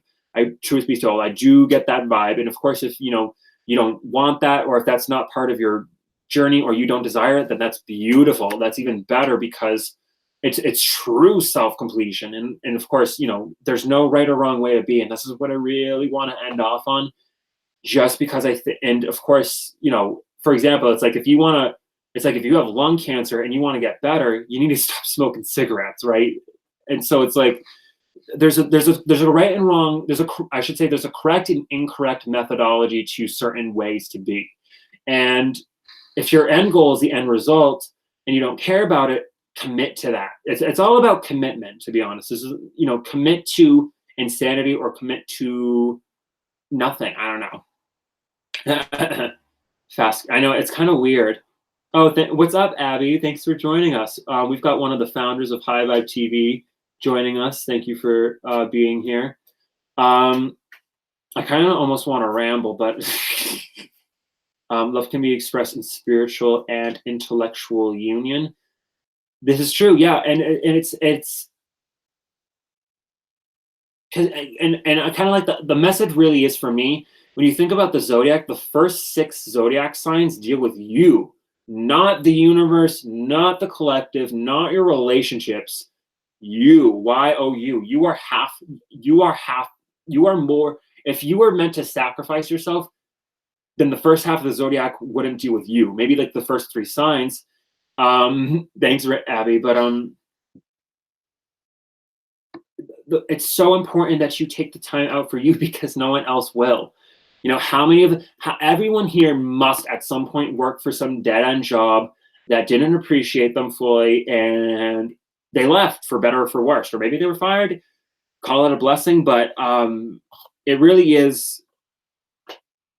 There's a notion about not, and I really feel like I'm a broken record here, but when you don't appreciate the little things, and I mean everything, and it's not even about trying to make bad emotions feel good.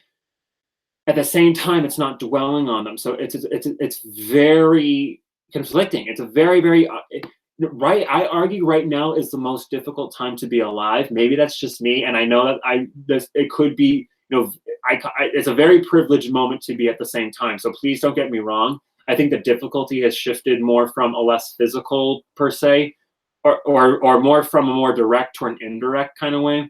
But because say the Pluto Cancer generation, the Great Depression, the World War II, that was a terrible time to be, right? So I don't want to make it seem like we had it all bad, but there's work to be done, and this is the crescendo. I want to say, I don't want to say or even that, but we've got Pluto and Aquarius to talk about, but that's something way down the road. But and this fixed energy, it's long lasting. So if you, and we've been streaming for 111 minutes. So thank you all for being here, and thank you all for liking if you haven't already. It really helps out. And so it's crazy to me, like Neptune sextiling Saturn, Jupiter in Sagittarius, and I'm just starting my astrology career, to be 100% honest. I'm only this is only my 3rd official year technically practicing, or technically 4th. I'm on year 3, moving into the 4th, right? But there's a big, it's all about growth and acceleration, and things go like this. When Jupiter's in Sag, when Saturn's in Capricorn, this is growth and maturity instantly. And with Uranus, who deals with timelines, who deal with, acceleration in many ways, but, not like a car pedal, but it's like we can't quite perceive higher dimensions. On the one hand, this is a very good thing, but it's like a tesseract. If anyone knows what a tesseract is, it's sort of like a theoretical idea of what, a cube is in the 4th dimension, and it kind of folds in on itself. I can't really, explain it. You can Google a GIF of it, but there's this notion of things kind of folding and expanding at the same time. And Doctor Strange, in that kind of LSD, DMT psychedelic trip that they put in, when he first discovers magic, it's very much like that for many people right now. But and it's like, Harry Potter, when he realized that he was a magician, he was only 11. He knew, and that's what I feel like a lot of kids now are sort of dealing with. And Doctor Strange represents a lot of adults, and we could say older populations too. And so this is everyone realizing it. And to be honest, life is unfair. Life sucks. Life was no one ever came to life knowing that it was fair. I'm sorry. And so, and I feel, and there's comfort in that. And I feel like when you acknowledge the pain, you can release it. But when you deny pain, it will never go away. And there's a big, big, big message about letting go of suffering, letting go of, you know, and to be, what I'm kind of channeling right now also is the notion of Adam and Eve being banished from uh, Eden because they knew too much. And to be honest, the God of that story is cruel because it was the fruit of knowledge that liberated them to make them realize that they were just puppets. And so there's this notion of us realizing that many of us, including myself, I mean, we're all in some way slaves to a higher force, but it's like, who do you serve? Because if you serve your higher self, then you're doing exactly what you have to be doing. So, and this applies physically to your work structure, your job investments, your sense of commitment to yourself. And for example, I am technically self-employed, right? And so I can't be, I can't slack. I don't, I am self-proficient. So there's this, it's difficult, but it's what we need to be doing. And so I don't really know, the fruits of people's labors are going to be shown. And I feel like personally as an astrologer, I've been trying to push my message and, the astrology for the past few months as best as I can. And even before then, because I think a lot of this had to deal with a lot of the New Year's energy, a lot of the Uranus shifting and whatnot. So yeah, and everything's speaking for itself. And so if someone, and truth be told, if someone shows themselves the first time that you meet them, believe them. It's a beautiful Maya Angelou quote, but it's true. But yes. Yeah, Abby, it is true. Yeah, change is hard for all of us. Some people, I think some people who are truly masochistic, but I don't even want to say masochistic, but some Pisces folk are very chaos loving. And not even just Pisces people, but anyone in general. But when someone can appreciate chaos, because chaos and order are no different from one another, it's really just a perspective from humans. And in my notion of understanding life in general, and it's like, people talk about physical health and how it relates to the body, but no one talks about mental health and the brain. And the brain is the organ of perception. It just it just is. And so I think that this ties in a lot with this kind of mercurial aspect of us learning that our brains can't hold all information. How much mass does this thing have? Not very much, and it's mostly made of water. And so we have to understand our experience is far beyond what the brain can endure. You only have so many memory space. And I don't want to talk too much about this because it's kind of sad, but when someone experiences dementia or the brain is damaged, memories can be destroyed. People's personalities can be altered. I can't remember his name off the Phineas Cage, who is a man who is actually, by some divine miracle or some cruel cosmic joke, he actually had a railroad spike impale him and his frontal lobe was damaged and his personality was entirely changed. And so, there's this notion of, I think, and this kind of relates to more so science, about how we perceive everything, how we perceive ourselves, how we perceive our environment, how we perceive, everything. It feels like we're starting over again. And this is beautiful because we have an opportunity to start over. It's like life is giving us a second chance, but only if we worked for it. And I think that this is really, I don't know what else to say, to be honest. And I've been enjoying this very beautiful channel. And so actually, I'm just curious. So as the moon is now in Sagittarius officially, and, everything's set in motion. And even this 30-degree aspect between Chiron and Uranus and Venus is, stimulating things. And so, I really don't know how to else frame it. Yeah, so is this a start over? In many ways, it's not even like a start over. It's kind of like in a video game, or it's like in a video game, you start a new level and you have more equipment, you have more skills. And I think that, or even in a movie, like I'll use the Terminators just because I kind of know those a little bit. But I mean, so in the sense of Terminator, right? Terminator 2 is a direct sequel. And so the story's not over. It just kind of took a pause. And so I feel like we're coming out of a pause and starting a new chapter. It's kind of like, what happened at the end of Terminator 2, now that the Terminator threat's over, supposedly, and, Sarah can raise her son again, and it's like, what happens when the trauma's over? What happens when the abuse is over? How does, the survivor recover? And we are the survivors in this case. For everyone, in what regard, Abby? For the start over, I believe this is kind of everyone. Of course, if you're, if you're 5 years old, or if you're like a baby right now, you have there's no difference, right? I think, arguably the older you get, the more difficult it will be. But Ace of Swords clear things, yeah. And so, and of course, we can talk about, Pluto generations too and whatnot specifically, but yeah, very true, Lorinda. But it's about us understanding.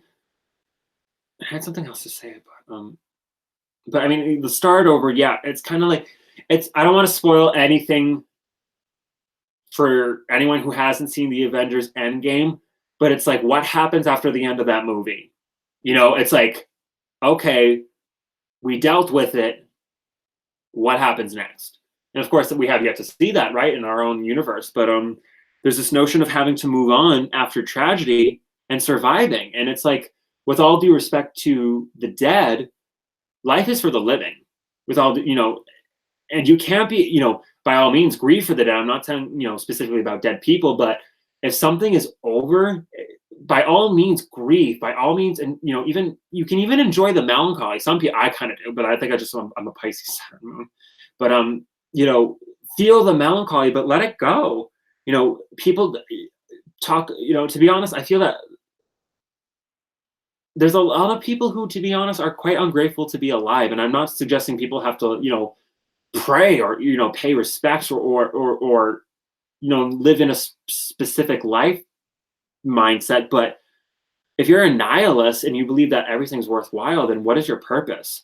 And I think that a lot of people, the worst side of Virgo and negativity, I don't want to say negativity, but skepticism, I'm going to say, is that it creates a sense of nothingness.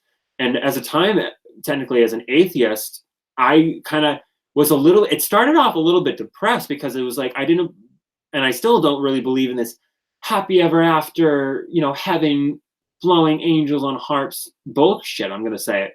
Because, there's no such thing as eternal punishment or eternal reward. These are subjective things. We don't understand what happens after death fully. And of course, our souls know, and we on our higher selves know, and maybe even we intuitively can know, or at the very least, we know that we don't know.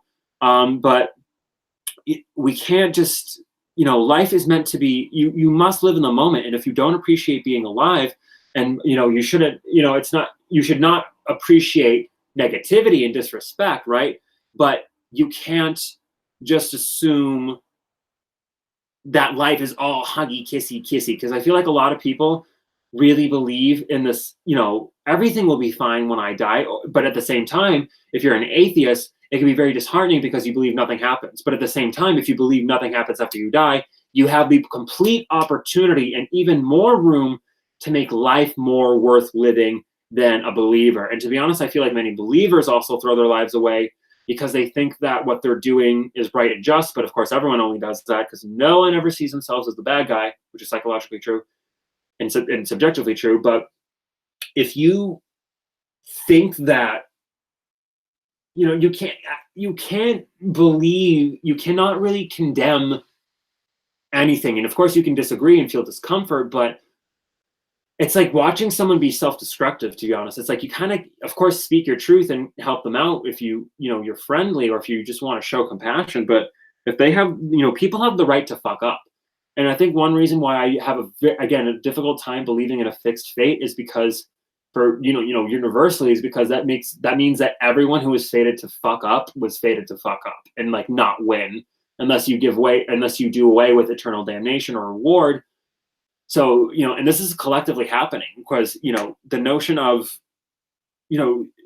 it's complex and it's societally grained, and we love to think in extremes, but it's not quite that black and white. And so it can be so disheartening, but I think that a lot of people are going to be feeling a lot of reward. I personally have been feeling rewarded, very much so. But it's about not seeing the rose through rose-colored glasses, or the rose. Yeah, I'll say the rose, but putting one, it's like having a spectacle, right? Because I feel like that's a weird analogy, but it's like if you can see through one eye in rose-colored glasses, then you can at least see both. I don't know. That's a weird analogy. I'm not going anywhere with that. I tried. But yeah, 2 hours streaming now. So thank you all for being here. This is going to be where I part ways. I'm getting a little bit tired, to be honest. But if anyone wants to do anything after the ceremony, I would highly recommend you indulge a little bit, but make sure it's something worthy. It's like, here's a little homework. If you want to indulge, get rid of something. If you want to get rid of something, reward yourself for doing so. And it's all about psychology. It's, and learning how it works, because psychology was seen as pseudoscience. Astrology and psychology are like not even distant cousins. They're almost like, like siblings almost. And so just be aware that there's a lot of purging. There's a lot of shit that's going to come up, but it's going to be so worth it. And not even within you. I feel like a lot of people are done. And of course, there's always something to cleanse. No one's perfect. Yes, yes, yes, yes, yes. But this is like, certifiable. You might not be, if a doctor had, an A- average, they're not perfect, but I mean, that's pretty goddamn good, right? So, and it's not about taking what you can get. Know your value, love yourself without condition. Thank you all for being here. I truly appreciate it. I really appreciate the love and support. Don't be afraid to check us out at HighVibeTV, both HighVibe.tv on Facebook, on Instagram. The Android app is out now. The iPhone app will be out very, very shortly. So please stay tuned. Wait for the official update, because some people keep uploading or downloading the app, but it's not ready yet. So I think people are getting confused. Yeah, this is a fantastic broadcast. Thank you all for being here. Thank you all for being such a lovely audience. And I'm feeling my Roxy Hart moment. So yes, that's true. Thank you, Abby. I'm actually going to do that right now. So I'm going to actually quickly put that in the group chat, as well as the description. And I think I mentioned this briefly, but if anyone does not know, she's the co-founder of HighVibeTV, and so she's kind of like almost kind of like the Nick Fury of the group, Abby, from what I'm kind of like understanding archetype wise. So it's fantastic. So here is, not that slide. Hold on 1 second, everyone. This one. So if you could go to that link if you're interested, be greatly appreciated. I'm going to put it in the description after I'm done here. But yeah, we are going into this very new territory, and I thank you all for being here, not just as High Vibe, but as a group, as a collective, as a, I don't want to say species, beings, people, we'll say people. Oh, thank you, Abby. I really, really appreciate it. Yep, don't be afraid to check out my daily health horoscope and my weeklies as well. But shout out to the 30 likes that we got. And if anyone hasn't liked already, please do so. It really helps us out. But I think I will be departing for now, dear souls. It was a pleasure. Again, this very well might be our last one on YouTube before we start doing the more exclusive on High Vibe. So just be aware of that. Thank you all for being here. Treat yourself kindly tonight. Be very mindful of your energy. That includes your sleep. Get lots of sleep. And always remember, dear beloveds, that only love is real.